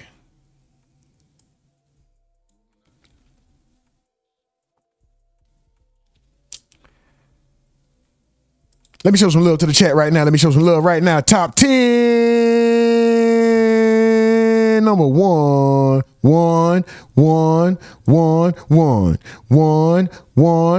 Number 1, we got Gregory Bean. Number 2, we got Olivia Morrow. Number 3, we got Anonymous. Number 4, we got Xed. Number 5, we got XO Males. Number 6, we got Mike from the Ville. Number 7, we got Nurse Lady T. Number 8, we got Jenny from the block. Number 9, we got Geo Roman. And number 10, we got Crazy Crew. And then number 11 and 12, honorable mention, because I see them reciprocating logic. And number 12, Ruger World Forever, the homie. What up with it? Shout out to y'all. Let's MFing go. All right, guys, ladies and gentlemen, we got one more topic to get into. I'm gonna read some of these chats and we're gonna get there. Y'all see what's on the screen, man. Mods, y'all got the green light. Remember, Green Light Nation. Green Light Nation. Y'all got the green light. Don't even think twice. If they listen, y'all don't have to boom them. I've been booming shit all day. I'm talking about getting them up out of here. I know what we talked about in the meeting yesterday, but I had low patience for it because that's not what we were discussing. So I guess now we'll go with the protocol. Warning, timeout, boom. Unless it's just blatant. If it's, I don't know. You got males, damn it. In this one fucking rule, I think if it's blatant, they should get boomed. But we agreed, so we gonna Just be ready. This might open the floodgates, guys. This might open the floodgates. But Green Light Nation, man, let's go, man. We booming shit. We not playing with y'all today. You can have your opinions, but please be respectful. That's all that we ever ask, bro. We don't give a fuck what side of the coin you fall on or stand with or whatever. We don't care about that. Have your opinion. Feel how you feel. We're not trying to change a grown man or a grown woman's heart, motherfucker. If you touched, then if you just happen to get touched and you have a change of heart, God bless. I can't make you change how you've been hating shit for 30, 20, 30, 40 years. I can't make you stop hating, but I can ask you to not be disrespectful in the process of doing it. Or you got to go. So keep your hate at least to the YouTube TOS. Mods, y'all already know it's Green Light Nation. Shout out to y'all. Mel says, chat, I have a question. If you had 1 million right now, what's the first thing you would do? Also, check out the I identify as a multi-millionaire merch. With $1 million right now, what would I do? I'm going to the S&P. Stocks and land. Stock market and land. I'm going to the S&P or something of that nature. Yeah, stock market and land.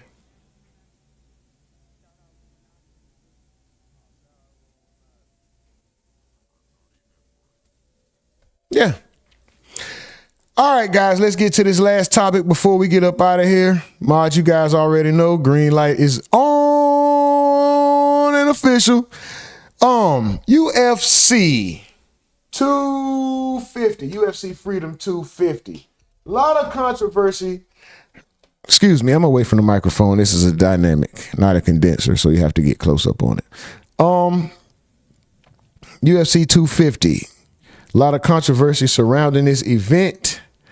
There were also alleged threats that there was supposed to be some sort of act of terror at this event. Not sure how true that is, but we're going to look more into it. First, let's get into this controversial post-fight interview with Josh Hokit, who came in there and had a very dominating performance against Derek Lewis. Very dominating performance.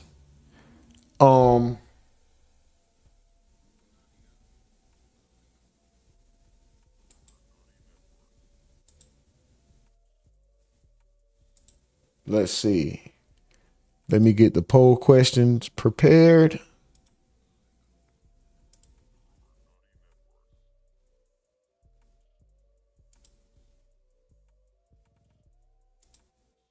Let me get the poll questions prepared.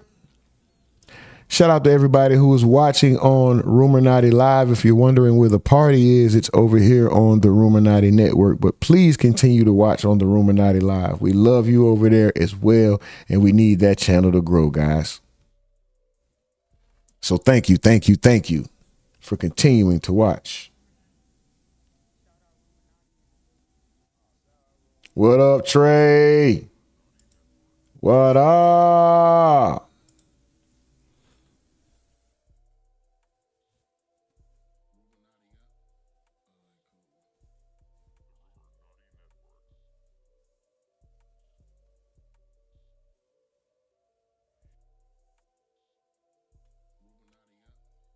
Okay, did Josh Hokit's comments?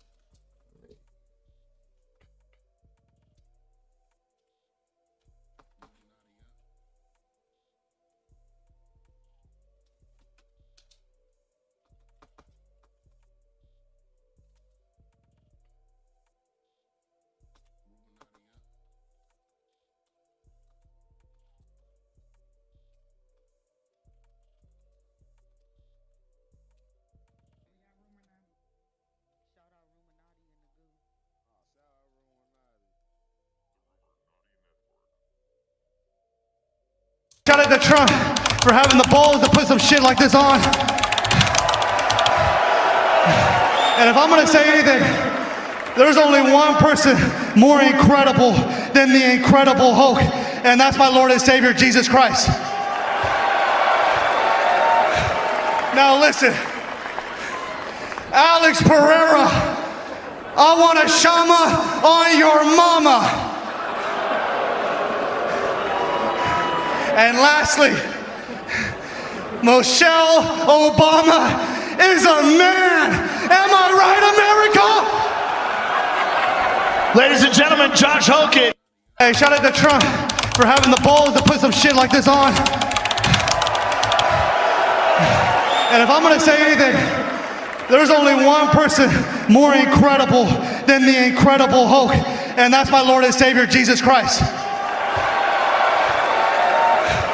Now listen, Alex Pereira, I want a shama on your mama. And lastly, Michelle Obama is a man. Am I right, America? Ladies and gentlemen, Josh Hokit. Hey, shout out to... If this is supposed to represent... I should call you McDonald's, because what I'm looking at, I'm loving it. These are some of his antics. We're gonna get to it. Hold on, guys. This video is Josh Hokit's craziest interview. This is just to show you, give you an idea of how this guy behaves himself, right? Yeah. He's a jokester. And the Incredible Hulk wouldn't say that, but... What would the Hulk say? You're a whore. Will it be fake when I beat Derek Lewis clueless? Tune in June 14th and I'll show you something real.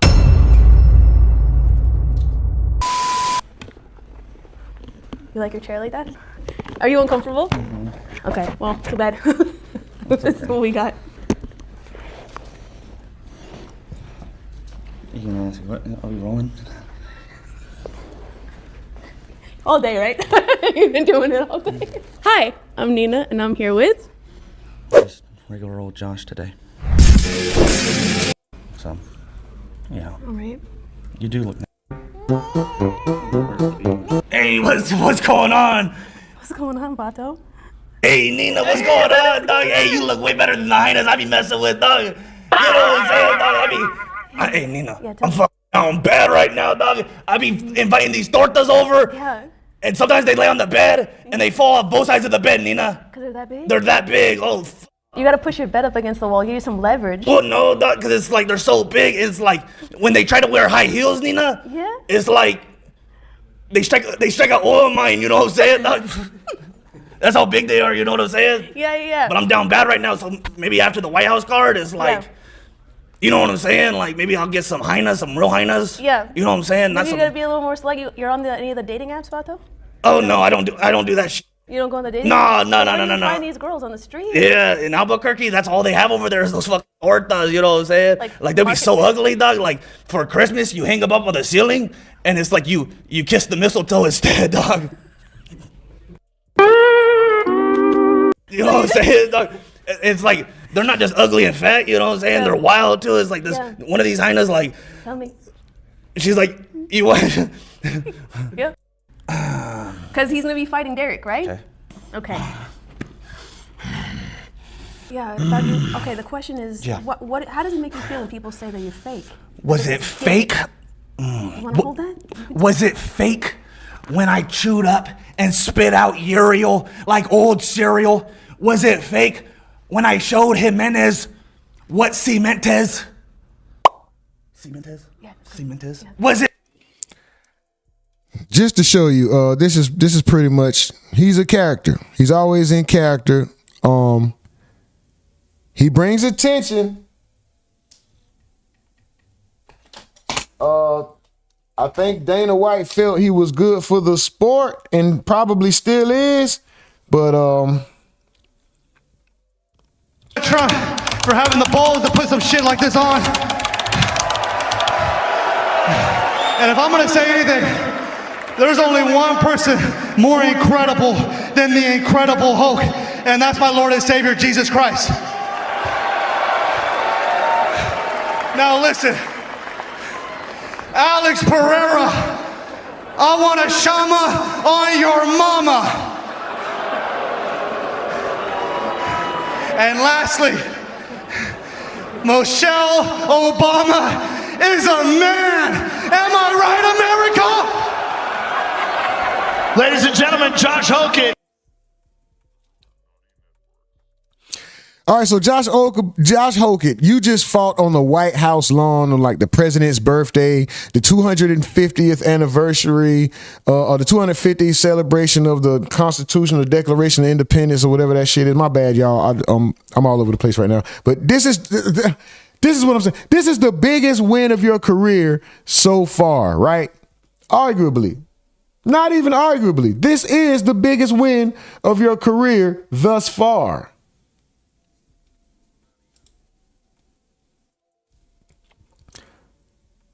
Instead of people talking about your fight and your abilities, we are discussing your comments about Michelle Obama. Did he steal the spotlight from himself?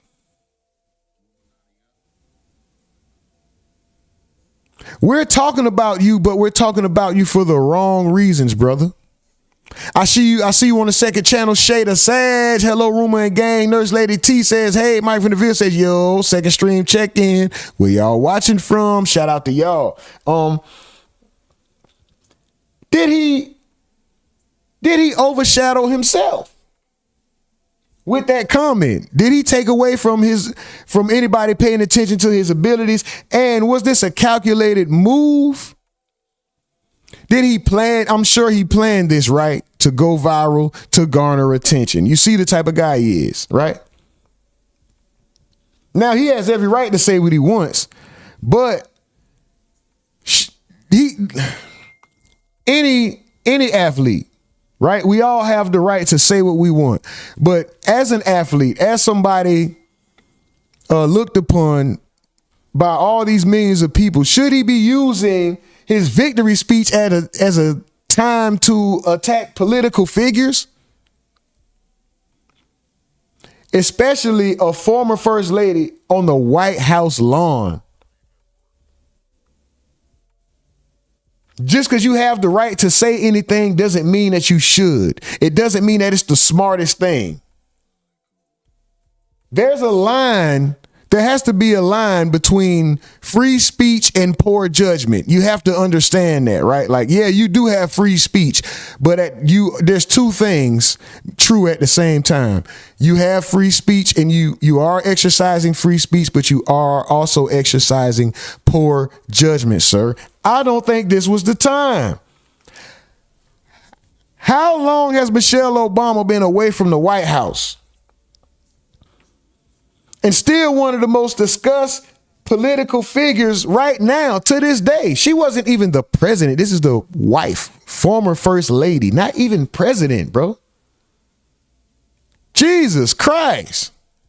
Anyway, let's see what some of the masses had to say about it. Some of the masses of different ethnicities, okay?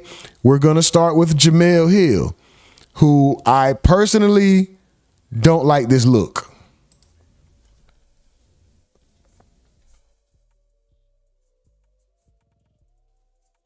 I personally don't like this look.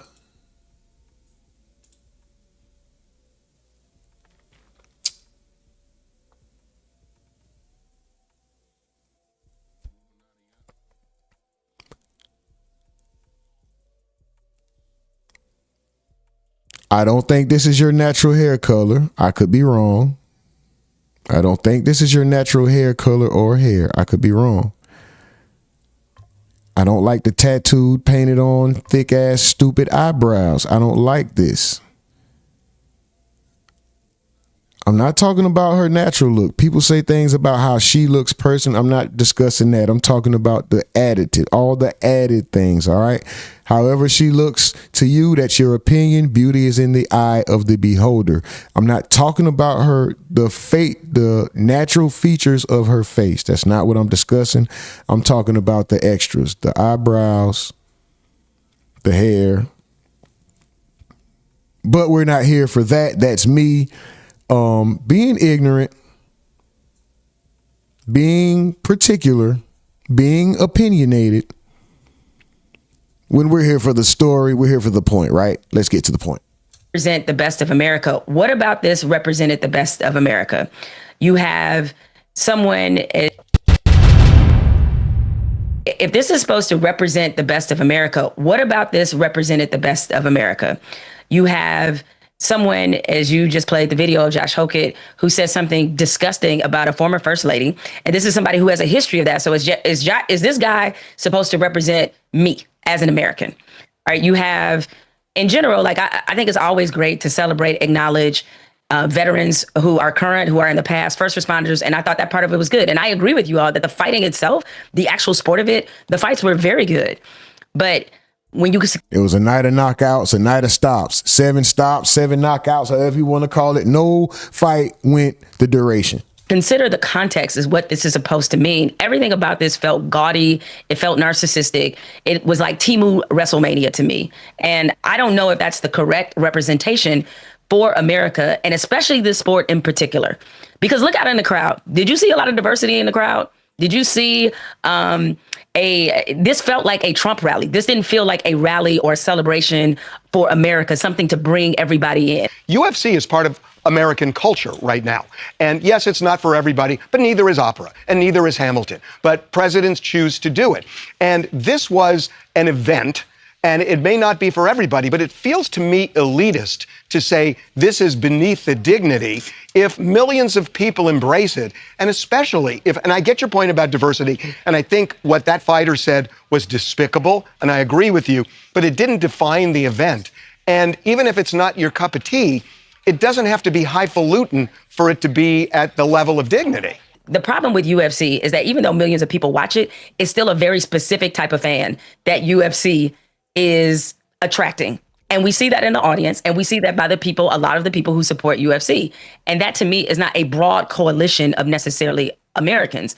And maybe some of this was also timing as well, because we're at the point now where people are worried about gas prices, they're worried about food, they're worried about basically surviving the day. And you have this ostentatious event, fighter jets and all of this sort of performative patriotism taking place, and it just felt out of place. This very much felt like a Trump rally. It didn't feel like something that was necessarily for everyone to enjoy and partake in, because so much of the broadcast, even listening to it, is like they were glazing Trump like every 10 minutes in between the crypto ads, where it was just like, if you were considering what the perceptions are of Americans are, by other countries, there's this sort of idea of the showboating, ostentatious, kind of rude American. If you were watching this, you would be thinking, you know what? They never beaten the allegations. I hear you, but look, what's the difference between throwing that birthday party and throwing a birthday party in 1962 for John F. Kennedy at Madison Square Garden, where Marilyn Monroe comes out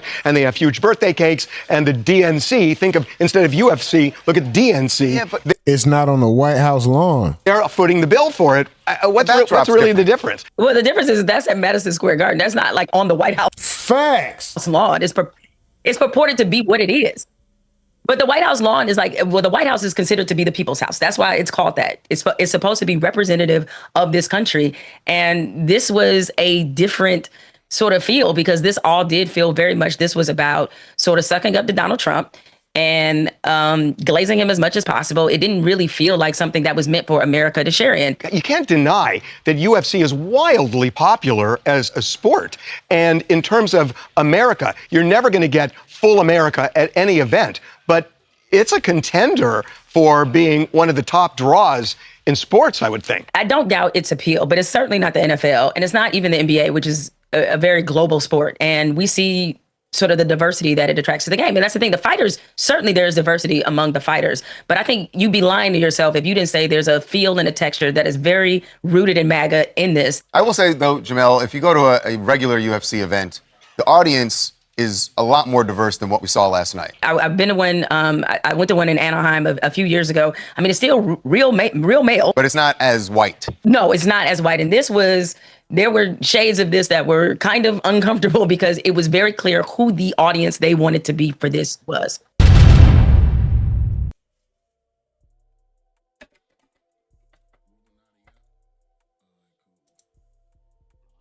Felt out of place. This very much felt.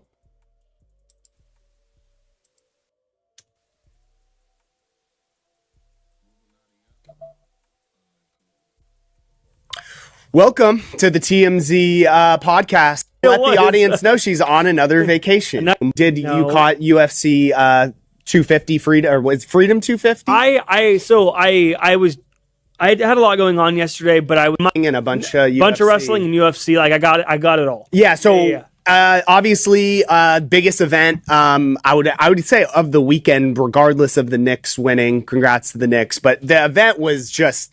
It was a spectacle, and every fight ended in a knockout. I know there's been a lot of haters and people who are like, wow, this is like so disrespectful to the office. It's a joke that they're having fights on the lawn. But if you just remove yourself from that and just the visual of it, I mean, the production was insane. The flyover, the fights were all insane. There was a massive upset at the end where an American fighter beat Ilia Topuria, which was like a huge underdog. Yeah. So, I mean, the night had it all. Dana White, when that flyover happened, there was a close-up on his face where he was smiling next to the president, and everyone was thinking, like, Dana White really probably thought this is not really going to happen, and then he's actually and he delivered there. Surrounder and of someone who loves watching the UFC and fighting and stuff, I thought that it was a home run. I thought it was the pacing of it. Usually UFC is really good at just like fight. Moment from last night. So, for those who don't know, Josh Hokit, he's an up-and-coming UFC fighter. He's going to be a big star. He actually was a former football player. So he played looks like it. Yeah, he played football for Fresno State, and then he was on the Niners for a minute, played fullback. He's now in the UFC, and he's just shot up the standings. Yeah. So he actually was a late addition to this card. He wasn't even originally supposed to fight, and then he had a previous fight where it was so incredible that they put him on the card. But he dominated. Why am I forgetting his name? I'm forgetting Lewis. Lewis. He beat the shit out of him. Which I think his career, but this is what he did when he got the mic after. Man! And lastly, America! Yeah, I mean, so the problem is, obviously, I don't even get what the hell this man's talking about. And clearly, his biggest issue is that, first of all, that was just an absurd comment to make. But he said similar stuff like this in the past. I think he said this exact line, but the difference was it was at the UFC Apex where there's no one watching, and this was on a world stage where everyone's watching. Well, it's also like with Joe Rogan holding up the microphone, Joe Rogan's smiling. The crowd is like anticipating he's about to say something, great, and they're cheering. Yeah, something profound, and he decides to spew hate and ignorance. It's amping up, and then he says Michelle Obama is a man. Shows his level of maturity. Big grown guy with a beard. You look like Macho Man Randy Savage. You look like a damn Viking, and you run around and behaving like a kid. Grown child. And the reaction is like just one big groan. Yeah, and Joe's in an impossible position. He looked extremely awkward, and then they got him out of there. So the problem with this Josh Hokit guy is what he plays this character, and he does things for shock value, and he does things to make headlines like how he did. And the problem is, it's like, dude, you're a really good fighter, and you don't need to do all this gimmick stuff. Mm-hmm. People already know you're a good fighter. You've been going up the ranks, and this just you're on the biggest stage in front of the White House, and you totally ruined your moment. Yeah, in my opinion. I mean, I thought it was just odd. And like, it's just gross. And like, they're on this big stage in front of the White House. And it's like, dude, why did you have to say something that totally like completely ruined the whole moment, in my opinion? And then there was the former FBI director. There's a couple people that we caught up with and asked about this whole situation. This is the former FBI director right afterwards with TMZ DC. I got to ask, what do you think of Josh Hokit saying Michelle Obama is a man? I think it was probably the most unexpected and unintentionally hilarious moment of the night. The whole place kind of erupted. So I think you see online, like, that kind of blew up. So. It was kind of weird though, because, you know, it's celebrating America event, and then, you know, she's part of American history. Listen, you got to smile a little bit. It's funny. Just joke around. He's Hokit. It's Hokit. You're not here reading the Declaration of Independence. So clearly this guy, you know, he's retired. He doesn't need to worry about his job anymore. He clearly thought it was funny, which is kind of shocking that he would say that on camera. We also got Shane Gillis, who, you know, a lot of people kind of put Shane Gillis as like he's like MAGA or whatever, but I actually see a lot of clips of him bashing Trump. So I don't really know where he stands politically, but we caught up with Shane, and this is what Shane had to say about the joke. Hey Shane, how'd you enjoy the night, man? It's pretty cool. What do you think of Josh Hokit's joke? Can you please? What do you think of him saying Michelle Obama's a man? I didn't love that. Didn't love it? How come? Jump in, Shane. Why did you think? A lot of people have said the opposite. That's why I don't like that. Trump's job. Yes, we're all good. We're all good. Thank you. What do you think? What do you think of the cancel culture? You guys got me on a couple brewskis. All right. Yeah. But yeah, I didn't like that. Oh, okay. But whatever, he was funny. Hey, He seems kind of like not all there at the moment. Nah, I mean, he didn't see. He said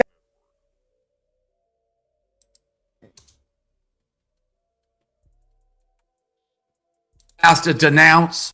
There was one moment I do think Trump has to denounce, and anybody associated with it has to denounce, and that's that crazy fighter guy. I don't even have his name up here, but he won the fight.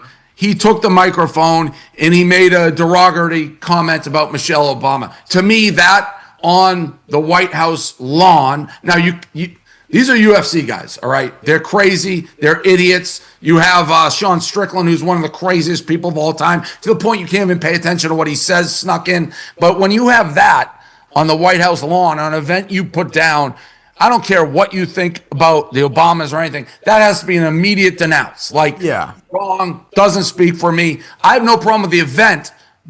I guess you run that risk because these guys are lunatics, but that was the only thing. If Trump should denounce it, he should say that was totally wrong. The event itself, listen, the troops seem to love it. All the people there seem to love it. I have no problem with it. I think you're crying over spilled milk if you are upset about the actual event. But that comment, if you're going to do it, own it and be like, we don't, that. I agree. The event was visually stunning. It was great to watch. It was a night of knockouts or early stops, whatever you want to call it. However, all fights just ended early. No fight went to duration. It was great. But he said that. And the problem is that comment is basically overshadowing the entire event, which helps Josh Hokit in the long run, if you ask me. That was wrong and should never happen.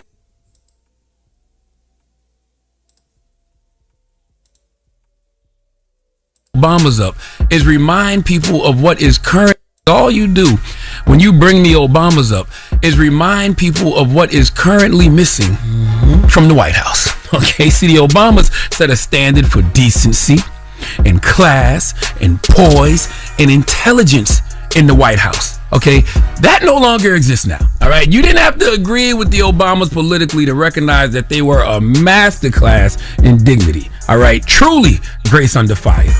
Now that bar is in hell. Okay, Satan and his demons use that bar to limbo. They got that bar down there and they cha-cha sliding to it. You hear me? How low can they go? Can they go down low all the way to the floor? How low can they go?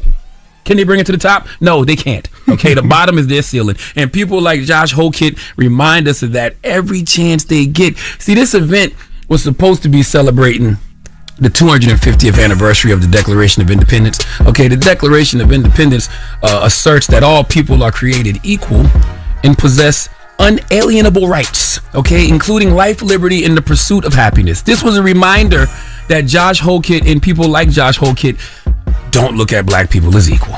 Okay, it's really that simple. This was his way of marginalizing the First Lady and trying to remind us all they don't see us as equals, and life, liberty, and the pursuit of happiness is for them, not us. Okay, this country has been trying to dehumanize black people forever. Every few years, somebody comes and dusts off the same tired playbook and introduces it to a new generation. But my brothers and sisters, don't let ignorance dehumanize us. Okay, since some of us came to this country, they have been trying to question our humanity, our intelligence, our beauty, and I guess now even our gender. But don't ever allow somebody else's foolishness, okay, to make you internalize their lies.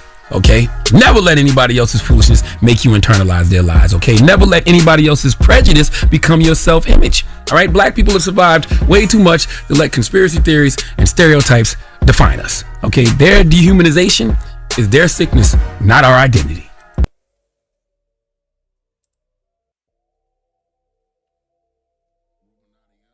This alleged plot is breaking. Oh no, that's for the. Here we go. Conservative? I don't care. Like, I don't care if you vote conservative. I don't care if you are a liberal. There is a decorum that we all like to go over. And sometimes the right environment, it hits. And sometimes it lands flat. You take a look at Josh Hokit there. Now, he won his fight easily, destroyed his opponent, then made a statement there that most people would say was very crass, and it was. And I'm sure, Jeff, a lot of people have saw that video around. But hear me out on this. And by the way, I know you're close with Barstool Sports there, Dave Portnoy. He was very good yesterday on social media because he was right about this. You know what should have happened in that environment, Jeff? And again, it's not political. Somebody, the bigger man, maybe the president of the United States, could have gotten in the ring and goes, you know what? Ain't doing that. We ain't doing that here. We're celebrating 250. Great fight. Let's carry on at this point. Like a great night, which should have been focused on the fighters and the beauty of this country and 250 years of being its own sovereign nation, was marred by that comment, Jeff. And I wanted your take on what you thought about that comment, how it landed on social media, and how we got here. Well, look, I said it yesterday, and it went viral, and it should have. Jeff loves viral. And again, look, this is just the truth. If you found this funny, you're a total loser. Total loser. It's disrespectful. We all have mothers. We all have aunts. We all have sisters. Yeah. I was actually in the Borgata Sportsbook when he said this, and there were about 4 or 5, the goofy guys that, drink beer and they're frat boys. They all thought it was funny. And then you had the occasional, like, middle-aged USA, and look, this is the problem. Like, you can't think, like, I can think this is a loser comment and I'm an immediate liberal. I'm an asshole. You can't think with your head. But at the end of the day, this is disrespectful. Michelle Obama is one of the better first ladies we've ever had. Look, do I agree with everything that her husband did? No. I always will respect Barack Obama. I thought he was really one of the pillars of my childhood, really. I mean, for a black man to become the president, it was one of the great moments in American history. And, Michelle Obama did a lot of great things. She's a mother. To call her a man is so disrespectful. And quite frankly, I'm tired of it. I mean, this happens far too much. And the reason Donald Trump didn't say anything about it is because deep down, Donald Trump agrees with this goofy type of stuff. His rhetoric at times has made it acceptable to do this, and then nothing happened from it. I hope Josh Hokit gets sued, and I'm sure he will, and he is going to have to pay for his behavior. At some point, we have to understand freedom of speech, yes, we have it, but you cannot slander people. You cannot make things up about people that are not true, and this is one of them.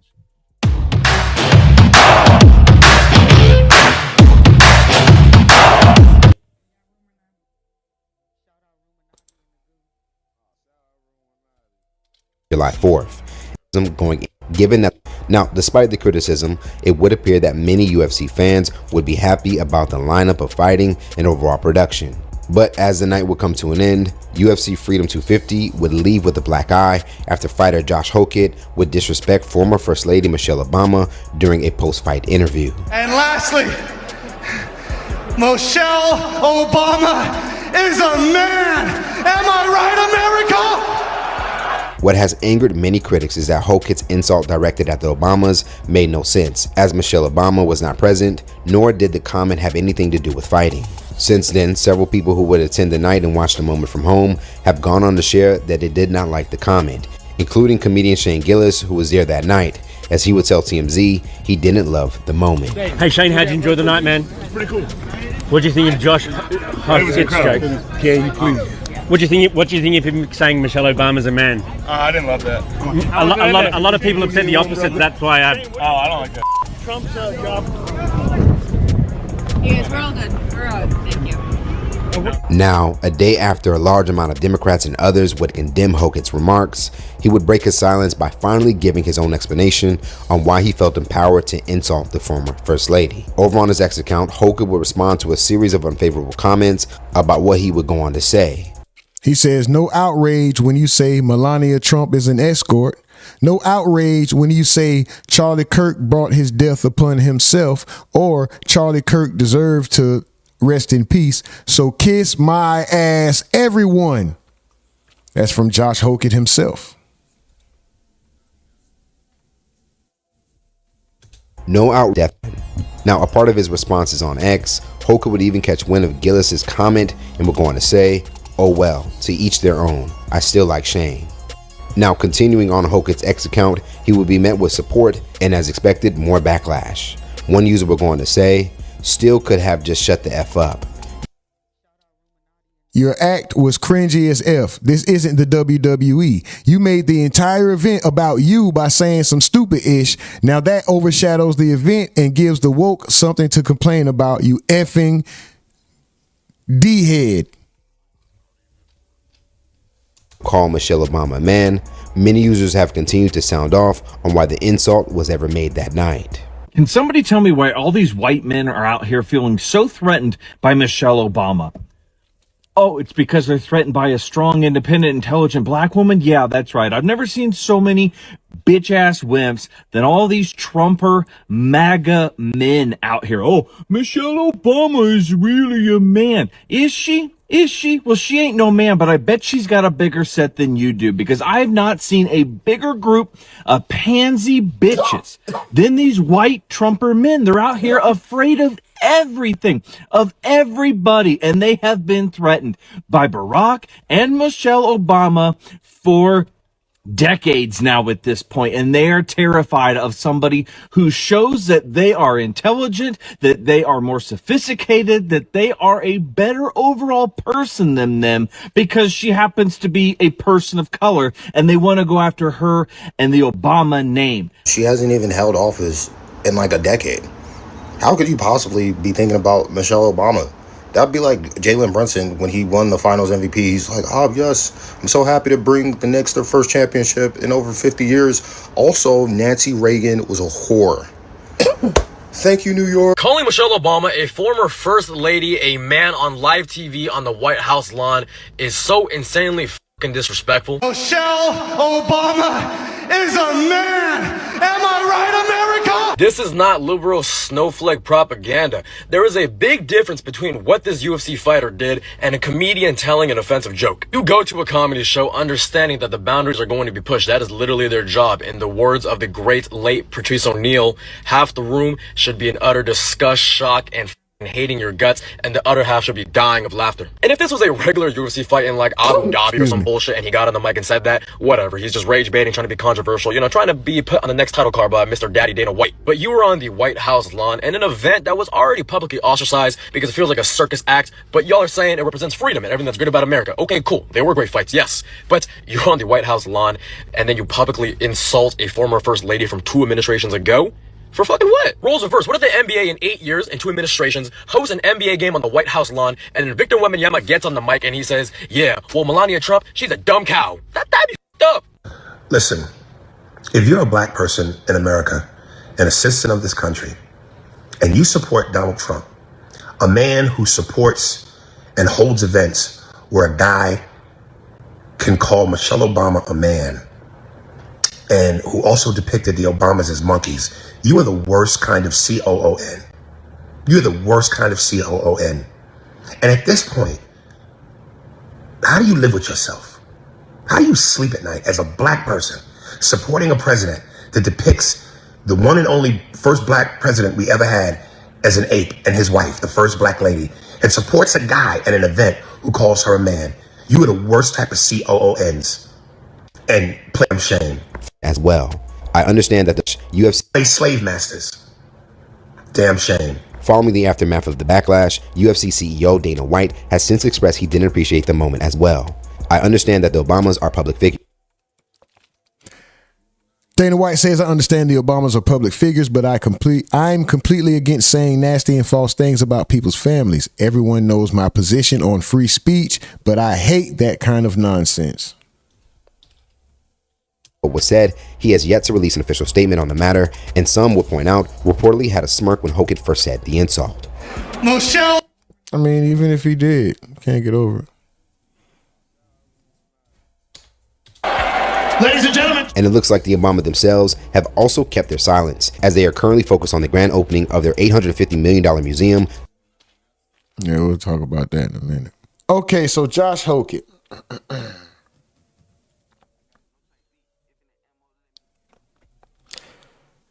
The event was supposed to be about a fight, but now all the media coverage is about one comment.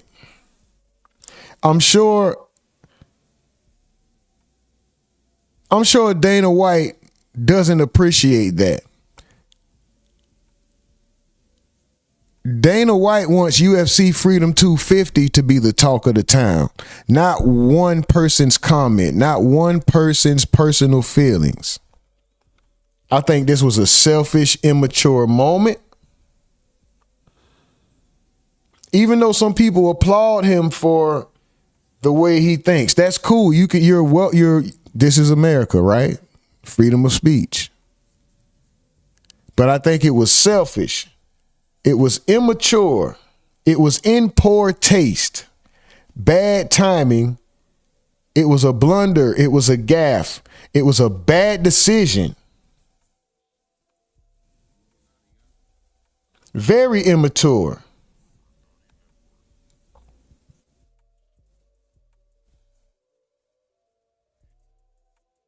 But it happened nonetheless. Josh Hokit's name and notoriety, because with making that comment comes automatic support. Once you make that comment, especially on the White House lawn, you have automatic supporters for eternity now. There's a certain group of people that are going to support whatever you do simply because they think that everything that you do is rooted in the same hatred that they carry. So what he did was buy himself some career longevity. He can stop fighting now and start giving his thoughts. He can do talking head now. He just gave himself more career options and career longevity. Also, like I saw in the chat, he can go WWE now. You know who would love him? Let's say Dana White, which he won't. Let's say Dana White was to say, you know what? This is disgusting and vile, foul. It doesn't represent me and my company. We will not have this. And they got Hokit up out of there. You know who would gladly take him? WWE. Gladly take him. So was he wrong? No, he was well within his right to make that comment. He was well within his rights to make that comment, to feel however he feels. Does that mean because you have the right to make the comment, the right to free speech does not equate to no consequence? Whatever that consequence may be, backlash, something physical, something positive. Maybe the effect of what you said could be something positive. It may work out in the long run for him. This may work out better for him. Now he has a whole group that's going to support everything he does, regardless. So he can still teeter the line and try to be cool with his fake hip hop innuendos or his Mexican when he's pretending to mimic Mexicans and all that. Yeah, he can get away with all that, but it don't matter if he comes out to Lil Boosie music. They're gonna feel like he's with us. This is where his heart lies. He has support, and he gave himself career longevity. Michelle Obama's been out the White House for years, bro. Jesus Christ. Leave them people alone. This one statement overshadowed Dana White's entire event. I don't think Dana White is pleased with this, bro. This man can now become a political influencer.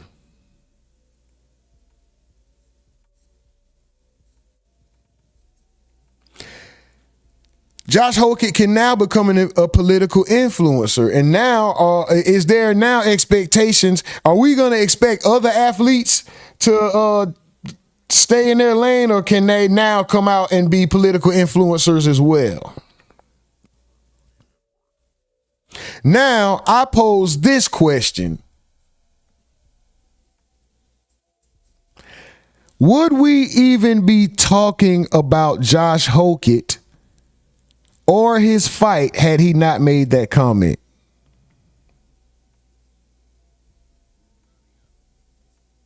Let's be real. Josh Hokit beat Derek Lewis. Whoop-de-doo. Who would have gave two shits about that fight had he not made that comment on that White House lawn?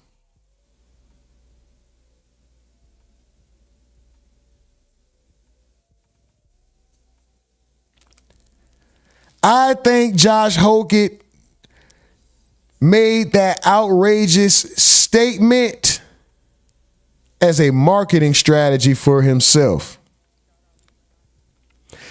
Every fight before him was a knockout. Every fight after him was a knockout. We would not be talking about Josh Hokit versus Derek Lewis ending in a knockout. Nobody gives a fuck when you got Poatan, Alex Pereira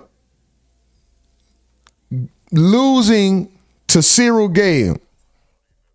When you got Ilya Tempuria getting demolished, embarrassed, beat to sleep, owned by Justin Gaethje, except for them rib shots, them liver shots. When he was giving Gaethje them body blows, it looked like it was about to be over, right?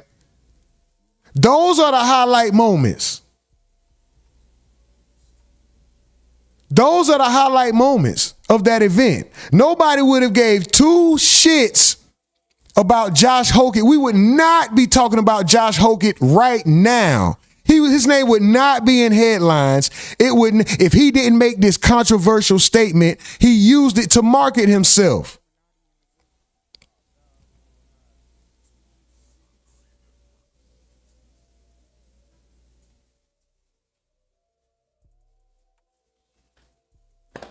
That's it.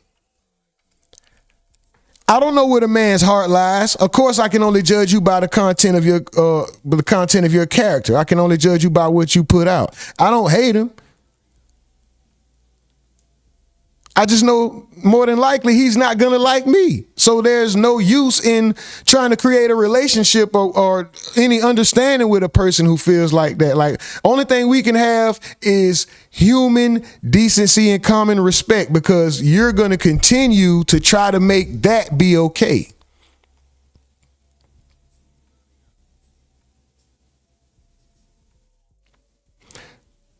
Was it a travesty?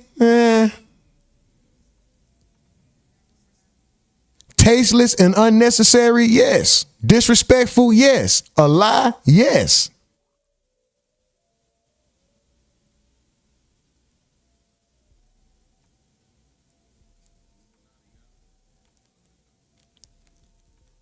when you're classless and uncivilized, these are the type of acts that are produced publicly. Everybody feels how they feel at home internally. But when you bring this out to the public, it shows your lack of class, lack of discipline, lack of awareness, lack of civility. You're uncivilized.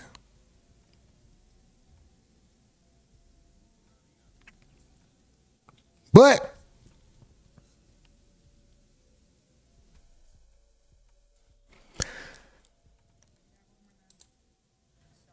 now, at this same event, there was alleged terror attacks that were supposed to be planned out, according to the FBI, right? Some explosive drones and some other stuff. I don't know how true that is, but let's just talk about it.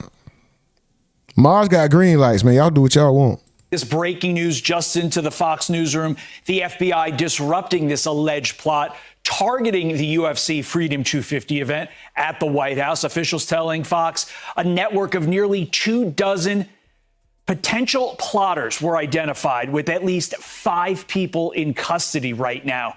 The suspects allegedly traveled to Fredericksburg, Virginia, to make final preparations for the attack. And the alleged plan allegedly included explosive-packed drones hitting buildings near the event, forcing a mass evacuation, and then steering crowds, get this, toward a pre-staged sniper team.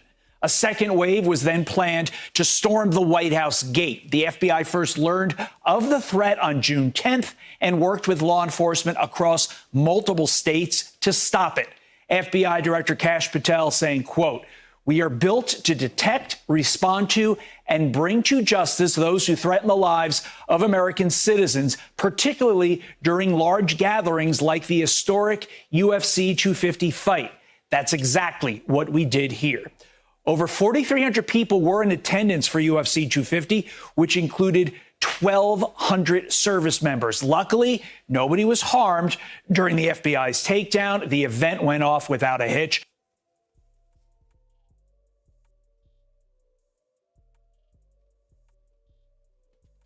If that is true, then all praise is due, right? Shout out to y'all, man. Okay? Thank y'all. Thank God. If that's true, if that was about to happen, right?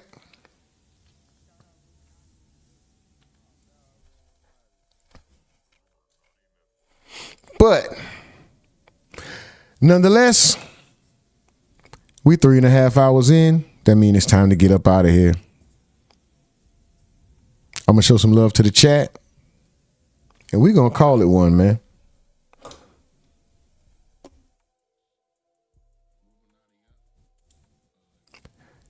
First off, let's show some love to the top 10. Number 1, we got Gregory Bean. Number 2, we have Olivia Marrow. Number 3, we have XZ57. Number 4, we got XO Mills OX. Number 5, we got Mike from DeVille. Number 6, we got Anonymous 1. Number 7, we got Nurse Lady T. Number 8, we got Jennifer Hodge, Jenny from the block. Number 9, we got Geo Roman 7848. And number 10, we got Crazy Crew 1686.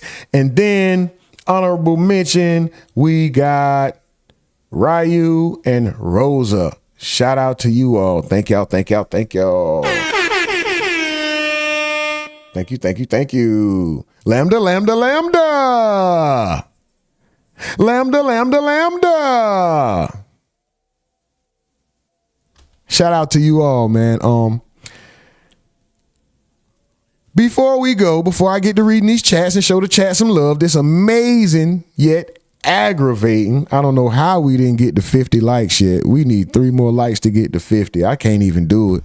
We did not aggravate the algorithm. I don't know what's going on. How did we not get 3 more likes? I didn't say anything about it.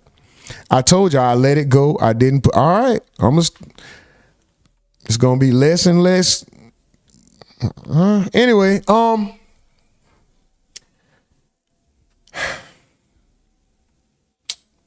man, y'all playing, bro. That's crazy. Nonetheless, thank y'all Once again, thank you to everybody who behaved themselves, who presented, I don't mean to say behave, excuse me, there's no children here. Thank you to everybody who presented themselves in a civilized, dignified, classy manner. Everybody who kept their emotions at bay and who was disciplined enough to not operate out of emotion. We see the digs. We know about the division that's trying to be caused. Listen, bro. Yeah, I'm black. I don't hate white because I'm black. I don't hate Asian because I'm black. I don't hate Latino because I'm black or any other ethnicity. And yeah, and then we can get into, oh, well, I'm not black. I'm African American. I'm foundational. All of that too. Black is the easiest and most common recognized identity for this skin tone. So that's why I use that. Do I understand the negative connotations that come with the word black when it comes to Western society? Yes, but I'm just making it easy for everybody. I'm saying that to say, all of y'all that wake up with hate in your heart, I've been misguided. I have misunderstood. I've had misplaced anger. I know.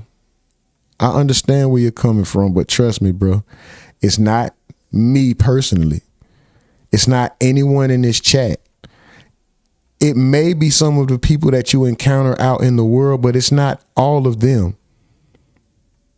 There are people of other races that are a problem. But the main problem is within you if you think that all of one race is good or bad.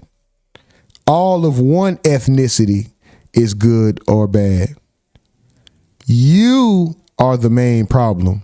It's not the people. Yeah, there are murderers, sexual violators, thieves, all kinds of things in every race. If you think that one race or ethnicity is greater than any other solely because of your skin complexion, you're the problem.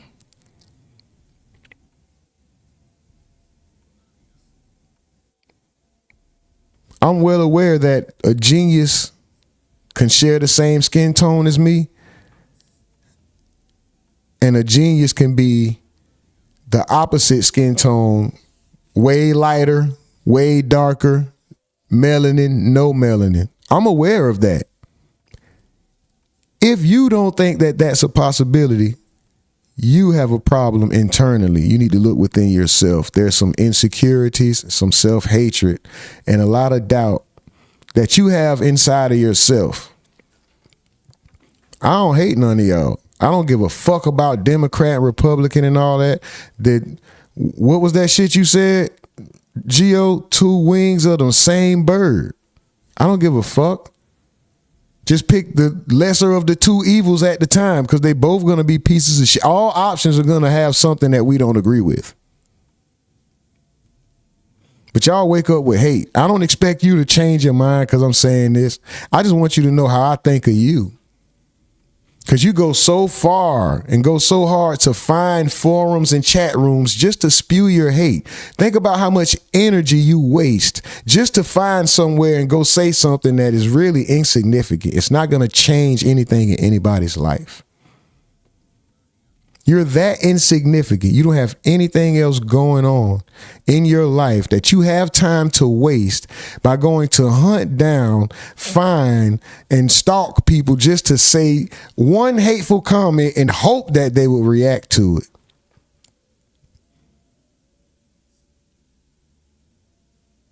Sucks to be you. Such a minuscule existence. Such a pitiful life to live. Really sucks to be you. Now, let me show some love to the motherfucking chat, man. The real ones, the OGs. Let's go. Mike from the Ville says, loser activity. A house divided cannot stand. Hold up. Wait a minute. We boom you before you even get started. I don't even see. X says Mike from the Ville. Anyone else would sue if someone said that publicly about them. Jennifer Hodge says, that's right. Rumor Anonymous says, pretty sure it's true. You have a small penis. Mike from the Ville says, too many people who got a swirly in school on the internet. They definitely got swirlies, man.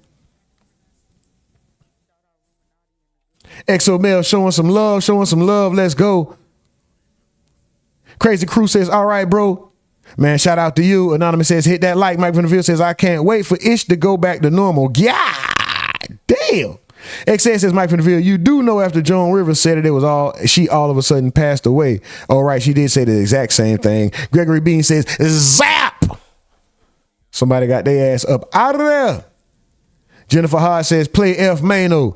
I got to make a whole nother, you know what? I just might play it. I might play it. Bro, this is, the song was a joke. It started as a joke, right?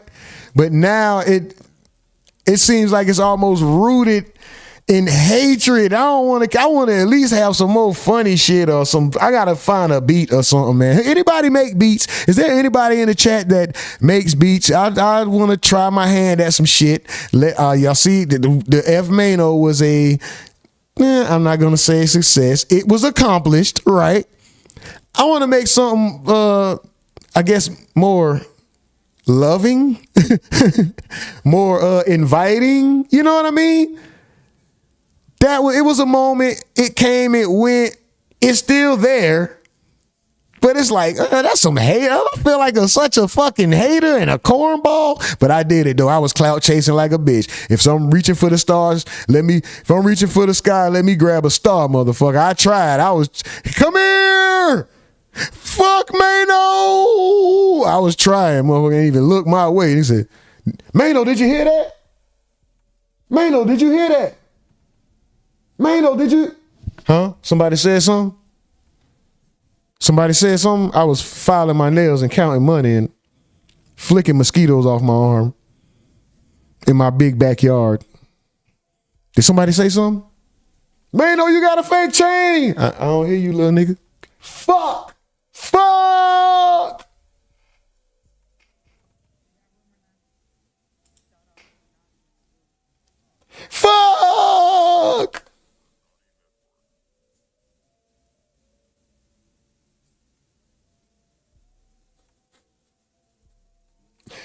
Man.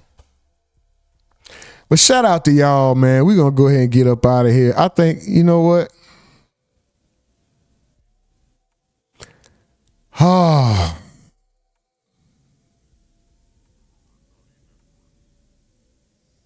I might just play it, bro. This a hating ass song. This is a hater. This was my hater moment. Really, it was my reaching, clout chasing. It didn't work at all. This was such a blown attempt at clout chasing, y'all. I made a video and shit.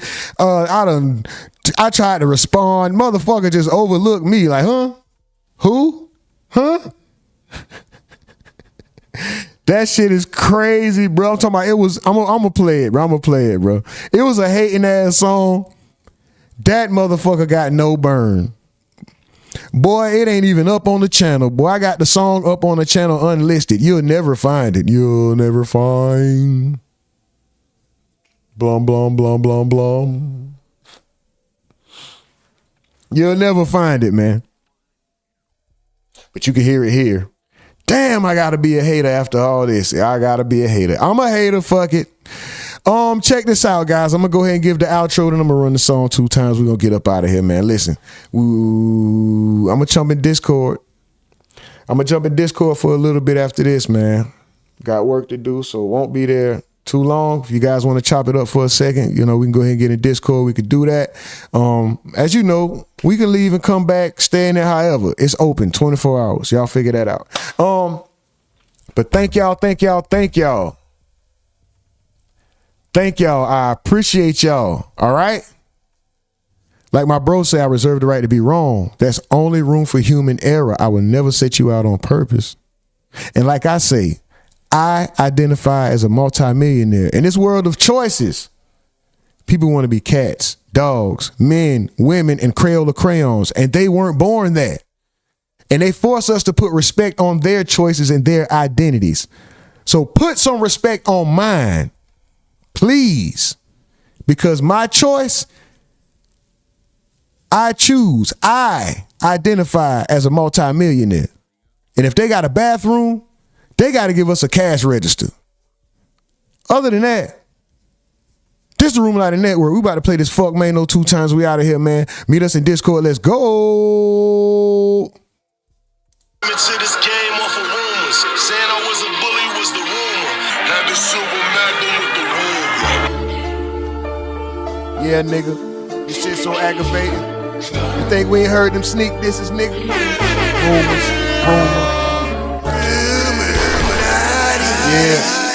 Yeah.